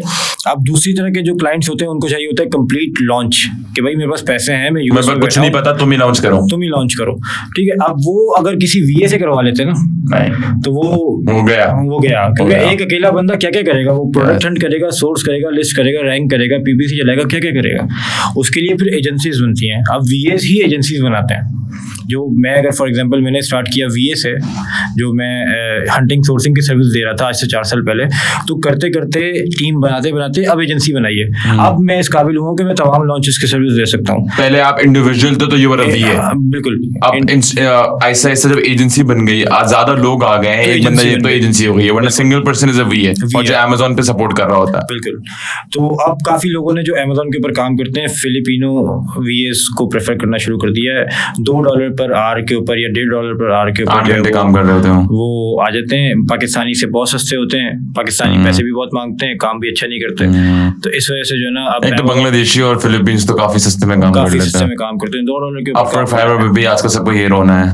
बिल्कुल ऐसे ही है, ठीक है। तो रीजन ये वर्क एथिक्स, ये बात, चलो वो यार कम पैसों में काम करते हैं, मगर एटलीस्ट वो करते हैं, उनके एथिक्स है। हम यहाँ पे क्या डिमांड करते हैं, $5, $6 पर आवर, एंड उस टाइप का क्वालिटी वर्क भी नहीं होता। बिल्कुल ऐसे ही डिलीवर नहीं करते। अच्छा, जितने भी ये इंटरनेशनल अमेजोन स्टोर्स होते हैं और इवन लोकल स्टोर्स, और ये जब वीएस को ढूंढ रहे होते हैं, सबसे ज्यादा प्रोडक्ट हंटिंग के वीएस प्रेफर करते हैं मोस्टली, क्योंकि वो थोड़ा सा रोबोटिक काम आ जाता है? देखिए मार्केट प्लेसेस के ऊपर जो है ना ज्यादा प्रोडक्ट हंटिंग के ऊपर कर रहे हो। सबसे ज्यादा वीएस जो मार्केट में जो क्या कहते हैं डिमांड है वीएस की, that is product hunting. Product hunting के अब थोड़ा सा कम हो गया, टूल्स बहुत सारे आ गए हैं, ठीक है। अब तो खैर एआई के थ्रू सब AI के थ्रू भी हो जाता है। और लेकिन ये प्रोडक्ट हंटिंग ऐसी चीज़ है जो मार्केट प्लेस के ऊपर बहुत इंपॉर्टेंट है। अब मेरे फॉर एग्जांपल मैंने दराज के ऊपर कोई प्रोडक्ट बेचना है तो मुझे कम से कम 3 महीने 2 महीने 3 महीने लगेंगे उसको सस्टेन करने में। अब अगर कोई मैं गलत प्रोडक्ट को सस्टेन कर देता हूँ और मुझे सेल्स नहीं आती, रैंक कर देता हूँ फॉर एग्जांपल, तो मुझे सेल नहीं आती, मेरी सारी रैंकिंग का बजट ज़ाया हो जाएगा। इसलिए मुझे बहुत ज़रूरी है कि मैं दराज के ऊपर प्रोडक्ट हंट करूँ। लेकिन अगर मेरा अपना स्टोर है तो मैं ये अपना स्टोर है, मैंने इसको हंट किया, मैंने इसके ऊपर 5,000 रुपये की ऐड चलाई और 5,000 की ऐड में अगर मुझे 20-22 हज़ार रुपये के ऑर्डर्स आ रहे हैं तो मैं इसको कंटिन्यू करूंगा। अगर नहीं आ रहे मैं इसको छोड़ दूंगा, मैं किसी और प्रोडक्ट के ऊपर चला जाऊंगा। तो उस बेसिस के ऊपर मुझे प्रोडक्ट हंटिंग की इतनी जरूरत नहीं है, ठीक है। तो अपने स्टोर के लिए प्रोडक्ट हंटिंग की इतनी जरूरत नहीं होती है, अपने स्टोर के लिए मार्केटर्स की अच्छी जरूरत होती है कि अच्छी मार्केटिंग, स्टोर बन जाएगा, मार्केट प्लेस पे प्रोडक्ट हंटिंग की जरूरत होती है, मार्केट प्लेस के ऊपर प्रोडक्ट हंटिंग की जरूरत होती है। कौन सा प्रोडक्ट है, क्या लगाना है, उस पे रैंक करने में। अब आप जितना अच्छा प्रोडक्ट हो, जब तक वो रैंक नहीं होगा बिकेगा नहीं। और क्या क्राइटेरिया होता है रैंकिंग अच्छा करने का? लिस्टिंग करते रहो, SEO और रिव्यूज, और इसके अलावा आपकी ओवरऑल अकाउंट हेल्थ। आप टाइमली डिलीवर करो, कस्टमर को सही तरह जवाब दो, क्वेश्चन आंसर्स का सही तरह जवाब दो कस्टमर्स के। इसके अलावा अपने रिव्यूज़ को बेहतर करो और अपने जो है SEO को बेहतर करो। तो ये आप प्राइसिंग भी मैटर करती है, प्राइसिंग बहुत मैटर करती है। पाकिस्तान में 70% लोग दराज के ऊपर जो सर्च करते हैं वो सबसे पहले फिल्टर अप्लाई करते हैं लो टू हाई का, ये सबसे कम वाली पहले दिखाओ। तो हमारी टेक्निक ये भी है रैंक करने की कि हम शुरू में इनिशियल फेजेस के अंदर अपने प्रोडक्ट को सबसे लो पे रखते हैं, ठीक है। तो उससे लो ताकि वो उससे पहले ऊपर है, फिर हमारे रिव्यूज आना शुरू हो तो हम उसको रैंक करते हैं। अच्छा दानिल भाई, व्यूअर्स को बताना चाहेंगे, मतलब क्योंकि ये पॉडकास्ट जो है ये उन लोगों के लिए है जो बिल्कुल from scratch E commerce store start करना चाहते हैं, तो what's the main difference between product hunting and listing? ये तो बहुत बेसिक सवाल है। प्रोडक्ट हंटिंग तो आपको क्या, कौन सा प्रोडक्ट है आपका, कौन सा प्रोडक्ट करना चाहिए? फॉर एग्जांपल दराज के ऊपर मैं प्रोडक्ट हंटिंग इस तरह करूंगा कि कौन से सबसे ज्यादा टॉप सेलिंग प्रोडक्ट है, मार्केट में कितने का अवेलेबल है, दराज पे कितने का बिक रहा है, डिफरेंस है रिगार्डलेस। अगर लेट्स सपोज मेरे पास ऑलरेडी एक प्रोडक्ट मेरे दिमाग में है और मेरा अपना उसका जाती काम है, तो आई डोंट नीड हंटिंग। फिर भी यू नीड हंटिंग। आपको देखना पड़ेगा कि दराज पे कितने का बिक रहा है, मैं उसको बेच सकता हूँ नहीं बेच सकता, दराज पे मार्केट बिक रहा है या नहीं बिक रहा, बिक भी रहा है या नहीं बिक रहा, ये भी देखना पड़ेगा ना आपको। तो ये रिसर्च तो आपको जरूरी करना है। लिस्टिंग इज जस्ट अपलोडिंग जितनी भी आपकी प्रोडक्ट लाइन है, जितने भी कलर्स हैं, जितने भी SKU यूनिट्स हैं, वो की डिटेल्स जो आपने जो डालनी है, प्रोडक्ट की डिटेल्स आपने अपलोड करनी होती है। और प्रेफर ज्यादा किया जाता है कि जितनी ज्यादा लिस्टिंग होगी उतना ज्यादा आपकी SEO मार्केट प्लेस के ऊपर प्रेफर किया जाता है कि जितनी ज्यादा लिस्टिंग होंगी उतनी ज्यादा आपके पास चांसेस हैं ज्यादा ऑर्डर्स आने के, ठीक है। It all depends on ranking, ठीक है। बाकी मतलब रैंकिंग के ये क्राइटेरियाज हैं, लिस्टिंग, रिव्यूज ज्यादा मैटर करते हैं। लेकिन अगर किसी के पास इन्वेस्टमेंट कम है, जो मैंने आपसे बात पहले की, तो वो ज्यादा लिस्टिंग करके रिव्यूज ना करवाए और रिव्यूज के बगैर चला जाए, कोई मसला नहीं है। ज्यादा लिस्टिंग होगी, 10% ऑर्डर आएंगे तो आ जाएंगे। अच्छा, खवातीन का क्या इम्पैक्ट है ई कॉमर्स में? घर बैठे बैठे काम कर सकती हैं। जिन लोगों को बाहर निकलने से मसला है, जिन खवातीन को बाहर निकलने मतलब वैसे पाकिस्तान में दराज में है कोई पॉपुलेशन हमारी है, वुमेन पॉपुलेशन वर्किंग इन? बिल्कुल है। आपके पास जैसा आपके पास क्लाइंट्स आते हैं खवातीन घर की, मतलब हाउसवाइफ्स आपके पास आती हैं टू टेक हेल्प? हाउसवाइफ सीखने के लिए बहुत आती हैं। अच्छा, हाँ, सीखने के लिए बहुत आती हैं। और काफ़ी मैंने देखा है कि लोग अब ड्रॉप शिपिंग, जैसे फॉर एग्जांपल ज़रिया ऐप है और मरकज़ ऐप है, ये क्या देती हैं, ये आपके पास ऐप होती है उनकी, ज़रिया ऐप, वहाँ आप चाहते हैं उनके प्रोडक्ट्स को डाउनलोड करते हैं वहाँ से, और डाउनलोड करके उनके प्रोडक्ट्स को आप दराज के ऊपर भी लिस्ट कर सकते हैं, आप अपने व्हाट्सएप के ऊपर भी लिस्ट कर सकते हैं, आप अपनी ब्रॉडकास्ट भी बना सकते हैं। कहीं भी आप मार्केट करें, फेसबुक मार्केट प्लेस के ऊपर डाल दें, OLX के ऊपर डाल दें, जीरो इन्वेस्टमेंट है। आप कहीं भी उसको लिस्ट करें, आपके कोई चार्जेस नहीं लग रहे। जैसे ही आपके पास ऑर्डर आया, आप उसकी डिटेल उठाएं, ऑर्डर की, एड्रेस, नेम, नंबर्स, और वो उठाकर आप ज़रिया ऐप पे या मरकज़ ऐप के ऊपर डाल दें, और अब ज़रिया इसको फॉरवर्ड करेगा ऑर्डर को, और आपको कमीशन दे देगा। खवातीन ज़्यादा इस तरह के कामों में जा रही हैं। ठीक है। ब्रॉडकास्टर जो होते हैं, जो लोकल ब्रॉडकास्टर होते हैं, इंपोर्टर्स या कपड़ों वाले बहुत सारे हैं जो अपनी ब्रॉडकास्ट चलाते हैं डिज़ाइंस की, उन्होंने बहुत सारी ख़वातीन को अपने साथ अलाइन किया हुआ है कि वो उनके प्रोडक्ट्स को आगे मार्केट करती हैं। उनके पास ऑर्डर्स आते हैं तो वो पीछे मेन ब्रॉडकास्टर को दे देते हैं, उनके ऑर्डर फुलफिल हो जाते हैं। ख़वातीन ज़्यादा इसके ऊपर जा रही हैं। अच्छा दानिल भाई, आज बीइंग एन एजेंसी, आपको सबसे ज्यादा जो बिजनेस मिला है वो कौन से ड्यूरेशन में मिला है? आई गेस पोस्ट कोविड, क्योंकि पोस्ट कोविड बहुत सारे लोग ई कॉमर्स पे मूव आउट हुए थे। वो जो एक पीक आया था, मगर वो पीक आने के बाद एक शायद डिक्लाइन आ गया था लोगों को समझने में टाइम लगा था। क्योंकि जब कोविड पे सब घर पे थे, सबको पता था कि यार अब दुनिया जो है that's a digital revolution now, so a lot of people move towards e commerce. तो मेरी अपनी गैदरिंग में, अपने सराउंडिंग में, मैंने बहुत सारे लोगों को देखा था कि वो ई कॉमर्स स्टोर के पीछे जा रहे हैं, but within some time, within a year, 8 months, तो वो जो एक पीक था वो डिक्लाइन पे आ गया, क्योंकि सक्सेस रेट बहुत कम मिला लोगों को। क्या रीजन है? ये टेक्निकल पॉइंट ऑफ रीजंस है? देखें, टेक्निकल पॉइंट ऑफ रीजंस हैं, ये ओवरऑल मार्केट की मैं बात नहीं कर सकता, लेकिन मैं अपनी एजेंसी की बात कर लेता हूँ।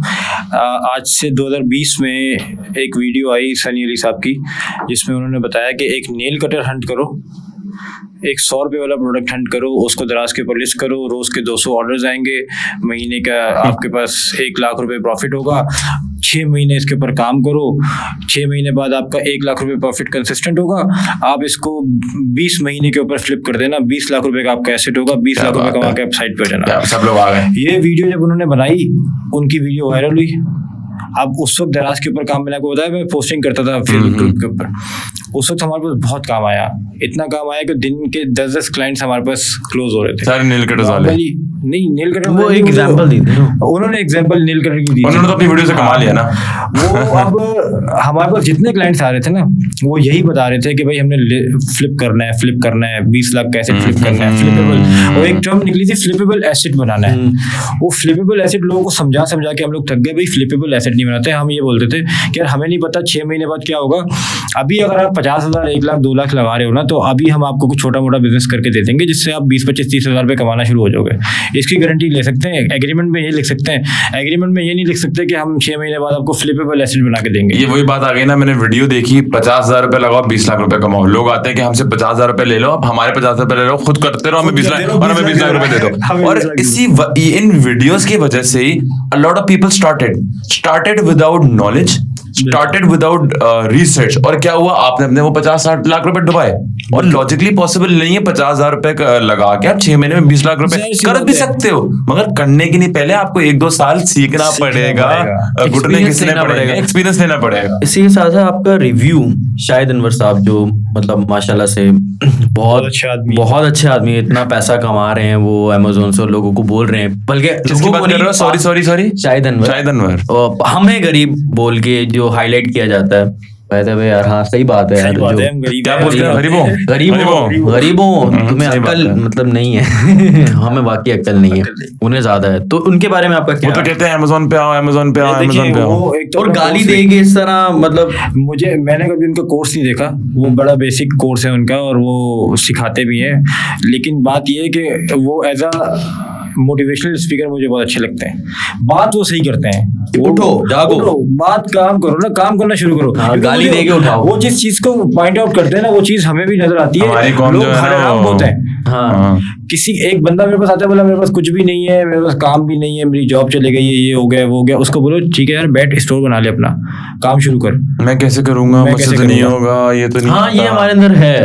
अच्छा, एक बंदा मेरे पास, फॉर एग्जांपल मैं आपको एग्जांपल देता हूँ, ऐसे बहुत सारे बंदे आते हैं जिनके 10 आते हैं, उनके पास पैसे भी नहीं होते, टाइम भी नहीं होता, टाइम होता है बहुत होता है, पैसे नहीं होते, स्किल्स नहीं होती उनके पास, जो है वो कोई उनको नॉलेज ही नहीं है ई कॉमर्स की, कुछ भी।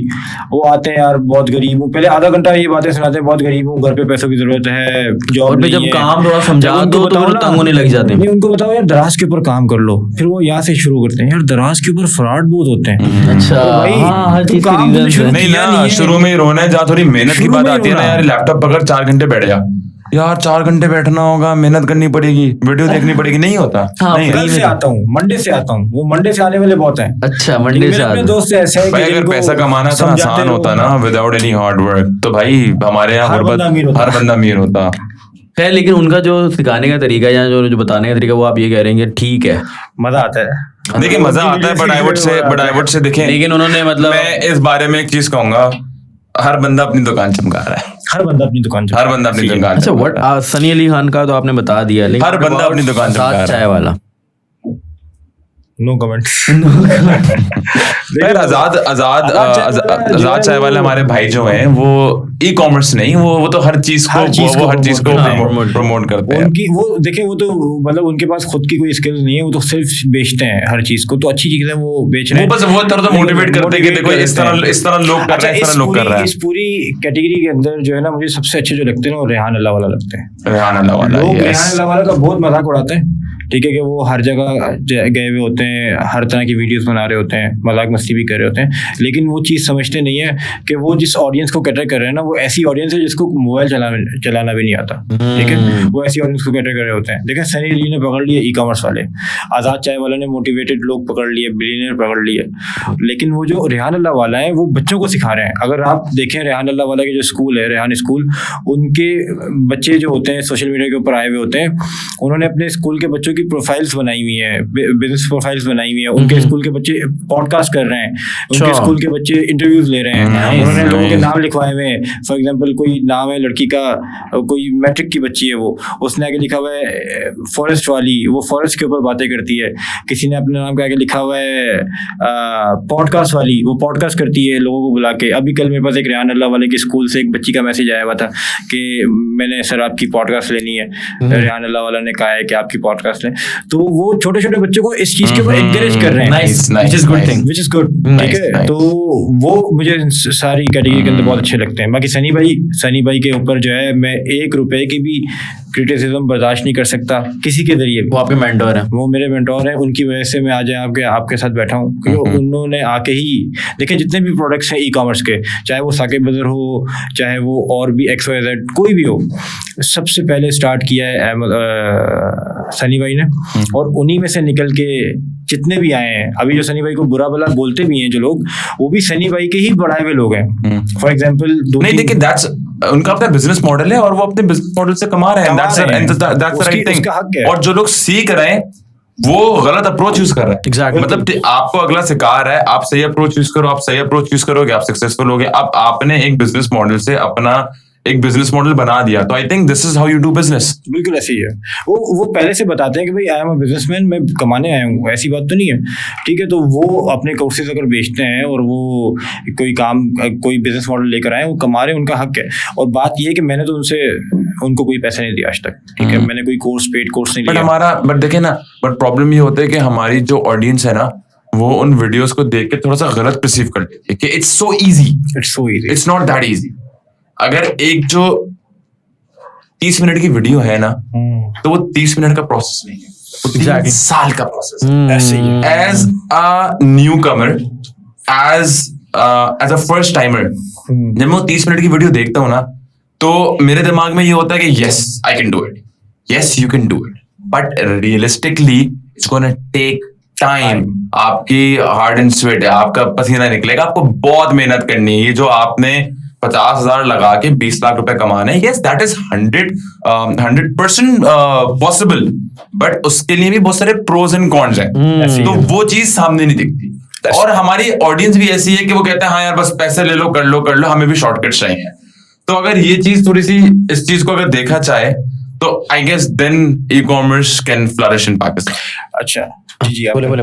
देखें, इसमें जो बिना पैसे के काम है ना, ये पॉसिबल है। देखें, there are 2 things you can invest, either your time, skills and और योर मनी, ठीक है। अगर आपके पास पैसे हैं तो आप वो इन्वेस्ट कर सकते हैं, अगर आपके पास टाइम और स्किल है तो आप वो इन्वेस्ट कर सकते हैं। मेरी एग्जांपल है तो मेरे पास पैसे नहीं थे, मतलब पैसे तो थे, लेकिन इस काम के लिए मैंने घर से कोई इन्वेस्टमेंट वगैरह नहीं ली स्टार्ट करने के लिए, विदाउट इन्वेस्टमेंट काम स्टार्ट किया। लेकिन मैंने अपनी स्किल्स और अपने टाइम को इन्वेस्ट किया, ठीक है। मैंने हंटिंग सोर्सिंग से स्टार्ट किया, लोगों को सर्विसेज देने से स्टार्ट किया, सीखा, फिर आपने इन्वेस्ट भी कर लिया, ठीक है, सीखा, और फिर उसके जो है वो सर्विस देने स्टार्ट की। कम से कम 6 महीने 1 साल तक मैं सर्विस देता रहा, उसके बाद मैंने अपना स्टोर बनाया, उसके बाद भी बस इतने पैसे हुए कि मैं अपना स्टोर बनाऊं, ठीक है। तो सर्विस देने स्टार्ट की।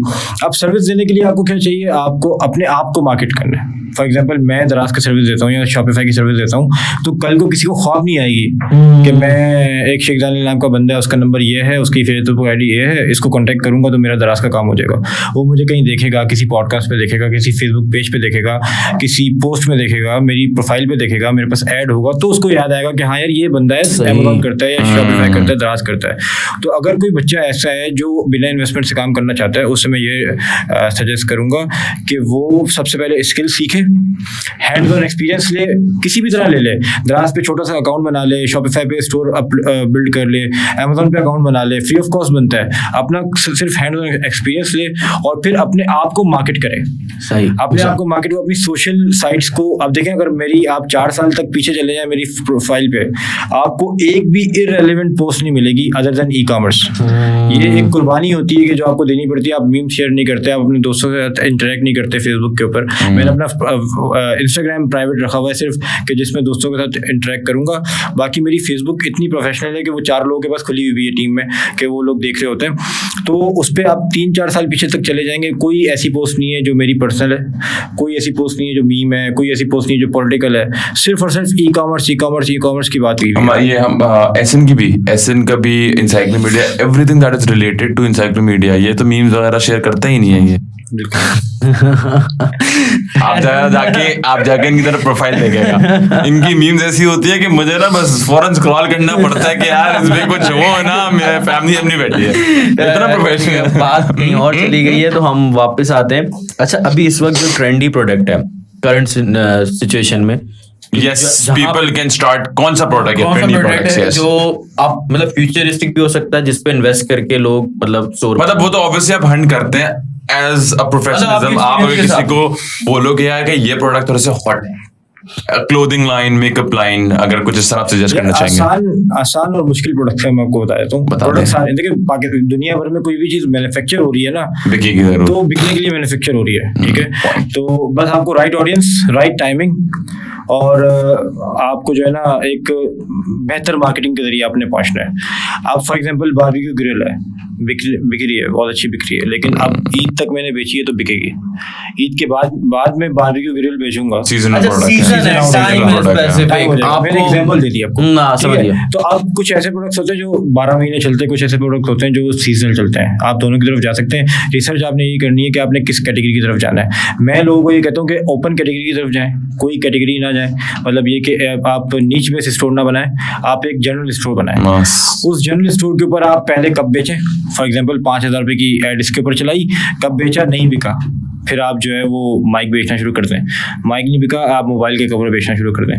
मोबाइल 4-5 प्रोडक्ट जब आप टेस्ट करोगे 5-5 हज़ार रुपए के एड बजट से, आपके पास छठा प्रोडक्ट तो निकल ही आएगा जो बिक रहा है। आपको आइडिया हो जाएगा कि कौन सा हॉट है। हाँ, फिर उसको आप स्केल करें। तो सबसे प्रोडक्ट हंटिंग के ऊपर अपना टाइम ज़ाया ना करें, आप डायरेक्ट प्रोडक्ट टेस्टिंग के फेस के ऊपर आ जाएं और लिस्टिंग करें। अच्छा, लेट्स सपोज आपने बड़ी अच्छी बात करी कि लेट्स सपोज हमने प्रोडक्ट लिस्ट कर दिए, कप्स के नहीं बिके, हमने फिर माइक के प्रोडक्ट लिस्ट कर दिए, तो फिर हम ये डिलीट कर देंगे अपनी पुरानी लिस्टिंग कप्स की, या फिर स्टोर में रहने दें? मल्टीपल प्रोडक्ट्स भी आप अपने स्टोर में बेच रहे हो, क्योंकि आपके पास ऑडियंस जो है वो स्पेसिफिक प्रोडक्ट की आ रही होती है जिसकी आप ऐड चला रहे होते हो, बेस्ड ऑन द कीवर्ड्स। हाँ, यस, नाइस, गुड। अच्छा भाई, वीडियो का आज के हमारे Oh yes, आज की जो हमारी वीडियो है that is sponsored by Asasa real estate, और Asasa real estate is run by mister Ashfaq. आप नीचे डिस्क्रिप्शन पे उनका नंबर और ईमेल देख सकते हैं। प्रॉपर्टी के हवाले से कोई भी क्वेश्चंस हो रिलेटेड टू बाइंग और renting, so Asasa is a go to option. Asasa के डिफरेंट ऑफिसेज हैं, एक इधर मलिर मॉडल कॉलोनी में भी अवेलेबल है, दूसरा हमारे पास डिफरेंट प्लेसेस पे, गुलशन पे है। तो anything that is related to property or property documentation you can contact। आपको कोई एडवाइस चाहिए हो, कोई चीज चाहिए हो, या कोई चीज परचेज करनी हो लाइक बिल्कुल टाउन, तो आप कर सकते हैं। तो खैर, आप ई कॉमर्स में पाकिस्तान का फ्यूचर क्या देखते हैं? बहुत अच्छा है। अभी इस वक्त रिटेल का 2% ई कॉमर्स के ऊपर आया है। पाकिस्तान में रिटेल का 2% ई कॉमर्स के ऊपर आया है। इस वक्त अगर कोई बंदा लॉन्च करता है तो उसके पास कंपटीशन इतना नहीं है। आप 10, 15, 20 लाख रुपए लगा के एक अच्छी ई कॉमर्स ब्रांड लॉन्च कर सकते हैं, ठीक है। लेकिन आज से 2 साल बाद, 3 साल बाद, 5 साल बाद ये सिचुएशन नहीं होगी। अभी मार्केट के अंदर कंपटीशन कंपैरेटिवली लेस है। अब अगर आप देखें यूएस की मार्केट को, तो बहुत कंपटीशन है। यूएस में $50,000 या $1,00,000 कम क्यों लगते हैं? क्योंकि वहाँ कंपटीशन ज्यादा है। पाकिस्तान में $5,000 इसलिए इतने ज्यादा लगते हैं कि वो कंपटीशन। जिस तरह आपने बात करी ना, प्रोडक्ट्स पाकिस्तान में भी सिर्फ 2% डिजिटल प्लेटफॉर्म से बिक रहे हैं। आई गेस यूएस का कोई प्लेटफॉर्म, यूएस के स्टार्ट्स के हिसाब से I guess 25 to 35% products are selling online. बिल्कुल ठीक है। तो पाकिस्तान में अभी कंपटीशन बहुत कम है और फ्यूचर इसका अच्छा है, क्योंकि जाहिर सी बात है दुनिया ने इवॉल्व करना है, ई कॉमर्स की तरफ आना है। ऐसा तो नहीं है कि पूरी जिंदगी जो है वो फिजिकल पे ही रहना है, हर चीज़ इन्वॉल्व करती है। तो मेरे हिसाब से ई कॉमर्स का फ्यूचर इज ब्राइट। आपको कुछ सवाल? हाँ, अगर आप नहीं, मैं तो खैर अब थोड़ा एंडिंग नहीं, मेरे पास बहुत सारे सवाल हैं, मैं तो करते रहूंगा, आप करें अगर आप करते। दानिश का थोड़ा नंबर क्रंचिंग पे आए। लेट्स सपोज आपके पास इन्वेस्टमेंट है 10 लाख रुपए की for an e commerce store. Product hunt आपको नहीं करना, आपके पास ऑलरेडी एक प्रोडक्ट है, आपके पास नॉलेज है, आपके पास इन्वेंट्री अवेलेबल है, सब कुछ है, और आपको सारी अच्छी रिसर्च भी है। आपने अपना बिजनेस स्टार्ट करने से पहले दराज, मार्केट प्लेस, शॉपिफाई, वेबसाइट पे सारी आप अपनी रिसर्च करिए। सो आप मार्केट में उतर रहे हो 10 लाख रुपए के साथ with all the knowledge. As being an e commerce specialist, 10 lakh रुपए का साल में कितना रिटर्न मिल सकता है, कितना %? विद आप सारी प्रॉपर टेक्निक्स यूज कर रहे हो, मतलब आप बिल्कुल प्रॉपर वे से चल रहे हो। देखिए बिजनेस में तो रिस्क होता है, मगर हम एक कैलकुलेटेड रिस्क लेके चल रहे हैं कि हम जो मार्केट में उतर रहे हैं हम पूरी प्रॉपर रिसर्च सबके साथ उतर रहे हैं। तो अकॉर्डिंग टू यू, अगर एक बंदा 10 लाख रुपए लगाता है, स्टार्टिंग इन्वेस्टमेंट इसकी 10 लाख रुपए है, तो कितना % रिटर्न आ सकता है एक साल का? आप मुझे एनुअल बताएं। इस सिनेरियो में आपने मुझे ये थोड़ा सा रिस्ट्रिक्ट कर दिया कि इन्वेंट्री अपनी है और ये इन्वेंट्री अवेलेबल है। Yes. लेकिन ये 10 लाख के बजट इन्वेंट्री के साथ है या इन्वेंट्री के अकेले अलग है, इसको देखना। फॉर एग्जांपल मैं आपको समझा देता हूँ। इसको आप इस तरह देखें कि अगर एक बंदा है और एहसन भाई के पास 10 लाख रुपए हैं। अभी फिलहाल हम इसको चीज को एज्यूम करते हैं कि इनके पास बैकग्राउंड के पे कोई इन्वेंट्री नहीं है। चले इसको बिल्कुल स्टार्ट करते हैं। लेट्स सपोज इन्वेंट्री भी छोड़ते हैं, मार्केटिंग भी छोड़ते हैं, हम लोग स्टार्ट कर रहे हैं अपना ई कॉमर्स, ठीक है, 10 लाख रुपए भी छोड़े, हम लोग ई कॉमर्स स्टार्ट कर रहे हैं। मेरे दिमाग में है कि मैं अपना ई कॉमर्स स्टार्ट करूंगा दो चीजों से, अपना स्टोर और दराज। मुझे अपना स्टोर मैं बना रहा हूँ शॉपिफाई पे और मैं मार्केट प्लेस पे दराज पे आ रहा हूँ। मुझे दोनों पे बनाने में कितना पैसा लगेगा? वेबसाइट शॉपिफाई से ऑब्वियसली आपको लेना पड़ेगा। स्टार्टिंग में कितनी कॉस्ट लगेगी? स्टार्टिंग में अगर आप सारा काम खुद करें, नॉलेज आपके पास है, सारा काम आप खुद करें, सिर्फ अभी स्टोर्स बनाने में, सिर्फ स्टोर बनाने, तो शॉपिफाई पे आपको $1 लगेगा, दराज पे आपको कुछ भी नहीं लगेगा। No cost. हमने स्टोर बनानी है, लिस्टिंग कर ली, हमारी सिर्फ मेहनत लग गई। बाकी थोड़ी बहुत मैं ये बोलूंगा कि लैपटॉप जो आपको लेना होगा उसकी आपकी कॉस्ट आ जाएगी। दैट्स अ डिफरेंट, वो तो आपका एक फिक्स एसेट है, हम उसको काउंट ही नहीं कर रहे हैं। मार्केटिंग कॉस्ट कितनी है? मार्केटिंग कॉस्ट आपके प्रोडक्ट के ऊपर, आप पूरे साल की मार्केटिंग कॉस्ट लें, पूरे साल की नहीं, आप जो है ना मार्केटिंग को अप डाउन करते रहते हो। सबसे पहले स्टार्ट होगी टेस्टिंग से। टेस्टिंग के ऊपर आपने मंथली 30,000 रुपए लगाने हैं। पहला महीना स्टार्ट का जो है ना आपको 30,000 रुपए आपके पास होने चाहिए, जिसमें आप टेस्टिंग करेंगे 1,000 रुपए रोज के एड स्पेंड के हिसाब से, ठीक है। जब आपके 30,000 के से आपकी टेस्टिंग हो जाएगी, आपको पता चल जाएगा कौन से प्रोडक्ट मेरे परफॉर्म कर रहे हैं, कौन से प्रोडक्ट मेरे परफॉर्म नहीं कर रहे। उसके बाद से आप अपने इन्वेस्टमेंट के हिसाब से टेस्टिंग उसके इन्वेस्टमेंट के हिसाब से अपनी एड 30,000 आपने लगाए, आपको रिटर्न आए 15। अच्छा, दूसरे महीने आपने 50 लगाया, आपको रिटर्न आए 40। तीसरे महीने आपको कोई एक स्पेसिफिक परसेंटेज अगर हो, हाँ, लेट्स सपोज पहला दूसरा महीने नहीं, हम 7वें महीने पे खड़े हैं। अच्छा, अगर हम स्पॉन्सर लगाते हैं, लाइक हमने टेस्टिंग के लिए 1,000 रुपए लगाए, तो हमें दराज देगा लाजमी? लीड लाके शॉपिफाई की बात कर रहा हूँ। लीड आती है या बिल्कुल लीड आती है, लाजमी आती है? लाजमी लीड आती है। अब लीड कितनी आ रही है इसके ऊपर डिपेंड करता है। इसको हम कहते हैं ROAS, return on ad spend, ठीक है। अगर आप 1,000 रुपए की एड चला के 6,000 7,000 रुपए की सेल्स कर रहे हो, तो ये आपका return on ad spend positive है और आप इसमें प्रॉफिटेबल हो सकते हो। लेकिन अगर आप 1,000 रुपए की एड चला के 2,000 या 3,000 रुपए की सेल्स कर रहे हो, या 3,000 से नीचे की सेल्स कर रहे हो, तो इसका मतलब है आपका ये प्रोडक्ट काम का नहीं है, आप नेगेटिव में जाओगे, आपको at the end of the day नुकसान होगा। ठीक है। तो अगर आपने जैसे बात की आज से 6 महीने बाद या 4 महीने बाद अगर मैं अपने स्टोर के ऊपर 1 लाख रुपए की एड चला रहा हूँ, इसको हम एज्यूम करते हैं कि पिछले 4 महीने में हमने टेस्टिंग वगैरह सब कर ली है, अब हमारा स्टोर, हमारा प्रोडक्ट हमारा सस्टेन हो गया। अब अगर मैं 1 लाख रुपए स्पेंडिंग कर रहा हूँ अपने स्टोर के ऊपर, तो मैं कम से कम 8-9 लाख रुपए की रेवेन्यू ले सकता हूँ। 1 लाख की मार्केटिंग कॉस्ट पे 8 लाख की रेवेन्यू ले सकते हैं। तो that's like you are spending 1 lakh rupees and you are generating 7 to 8 lakh. तो आपका तकरीबन ये 700-800% ROI हो गया। फिर उसमें आप अपनी कहते हैं हम 7 का रेशो बनता है इसका, 7 to मल्टीप्लाई बाय 7 ना, मतलब आपकी मार्केटिंग कॉस्ट पे आपको मल्टीप्लाई बाय 7 मिल रहा है। तो आपने जो आपके 7 लाख है उसमें से आप 1 लाख निकाल दो मार्केटिंग कॉस्ट, 2 लाख रुपए निकाल दो आपके मिसलेनियस एक्सपेंस, 1-2 लाख रुपए आप इन्वेंट्री के निकाल दो, वो आपने लेट्स सपोज उसी पैसों से परचेज करके फौरन वो कर दिया। उसमें आप सिंपल ये समझ सकते हो कि अगर आपके प्रोडक्ट की प्राइसिंग हम इस तरह करते हैं कि ये कब अगर मुझे 500 का मिल रहा है मार्केट से, तो मुझे 1500 का बेचना है। अगर ये मेरा 1500 का बिक रहा है तो मैंने बेचना है, अगर ये 1500 का नहीं बिक रहा तो मैंने नहीं बेचना। 3x प्राइसिंग करते हैं। 3x प्राइसिंग होगी। अब अगर आपकी 3x प्राइसिंग है, आप based on your marketing cost, right? Marketing cost 3x price based on your marketing cost. जी बिल्कुल ऐसे ही, ठीक है। 3x प्राइस आपकी होनी चाहिए। 500 वाला प्रोडक्ट मैंने 1500 का लिस्ट कर दिया, अब मैं इसकी मार्केटिंग कर रहा हूँ। अब अगर मैंने 1 लाख की मार्केटिंग की है और 7-8 लाख रुपए का रेवेन्यू किया है, तो मैं सारे एक्सपेंसेस निकाल के, रिटर्न कॉस्ट उसके अंदर आती है, फील्ड डिलीवरी आती है, डिलीवरी कॉस्ट आती है, मार्केटिंग कॉस्ट आती है, तमाम कॉस्ट निकाल के मैं 20 से 25% Yeah, that's your net profit margin. Eventually 20 to 25. I think that's a really good amount if you're working in a nice professional way. It depends on your return rate. वो तो बहुत सारी चीजें होती है, बहुत सारी चीजें मैटर करती है, but as a general rule of as a calculated करें तो 20% आपका नेट प्रॉफिट मार्जिन है, हो सकता है। दैट्स अगर 20% profit margin, that's a good amount. बिल्कुल ऐसे ही है। 20% जो है वो एक बेहतर अमाउंट है और इस पे जो है आप ले सकते हैं 20%। लेकिन कभी कभार ऐसा होता है कि आपके रिटर्न रेट बहुत ज़्यादा बढ़ जाता है, इसके अंदर ये एक ड्रॉबैक है। ई कॉमर्स पे ऐसे अगर ये 20% मेरा उस वक्त होगा, देखिए वैसे अगर 3x की बात करें तो मैंने इसके ऊपर 3x का प्रॉफिट मार्जिन ये 100% से ऊपर का होता है। 500 वाली चीज़ को मैं 1500 की बेचा था, फिर भी मैं सारे एक्सपेंसेस काट के 20% के ऊपर आ रहा हूँ। इस चीज़ को आप देखें, अब वो 20% भी इसलिए बचा है क्योंकि 20% रिटर्न में अपने जहन में बिठाया हुआ है कि रिटर्न जो मेरे पास आ रहे हैं, 100 पार्सल मेरे निकले, उसमें से 20 पार्सल वापस आएंगे। अगर ये 20 वापस आते हैं तो फिर मैं 20% कमा रहा हूँ। अगर ये 40 वापस आ जाते हैं तो मेरा प्रॉफिट मार्जिन और डिक्रीज हो जाएगा 10% और। अच्छा, रिटर्न का बहुत मसला है, बहुत मसला है। ई कॉमर्स में जितने भी लोग स्टोर चला रहे हैं वो क्या कहते हैं, रिटर्न पे बहुत प्रॉब्लम फेस होती है। इनफैक्ट कि क्लाइंट प्रोडक्ट खोलता है और बाइकिया को, जो राइडर होता है, आपका अपना स्टोर है, नॉट टू दराज, वो राइडर को कॉल करता है 15 मिनट बाद कि भाई ऑर्डर वापस ले जाओ। और ये बहुत सारे केसेस मैंने सुने कि आपने पार्सल दिया, सपोज उस पार्सल के अंदर 10 SKUs थे, उसने पार्सल खोला, 2 SKUs निकाले, हल्का सा पैक करा, राइडर को वापस कॉल करा, बोल वापस ले जाओ। और कुछ कोरियर सर्विसेज के राइडर्स ऐसे होते हैं जो उसको एक्सेप्ट भी कर लेते हैं। ये बहुत कम केसेस होंगे, लेकिन पाकिस्तान में ना लोग थोड़ा सा इसको हम मुझ समेत इसको थोड़ा कंफ्यूज करते हैं। एक होता है आपको डिलीवरी फेल और एक होता है आपको रिटर्न।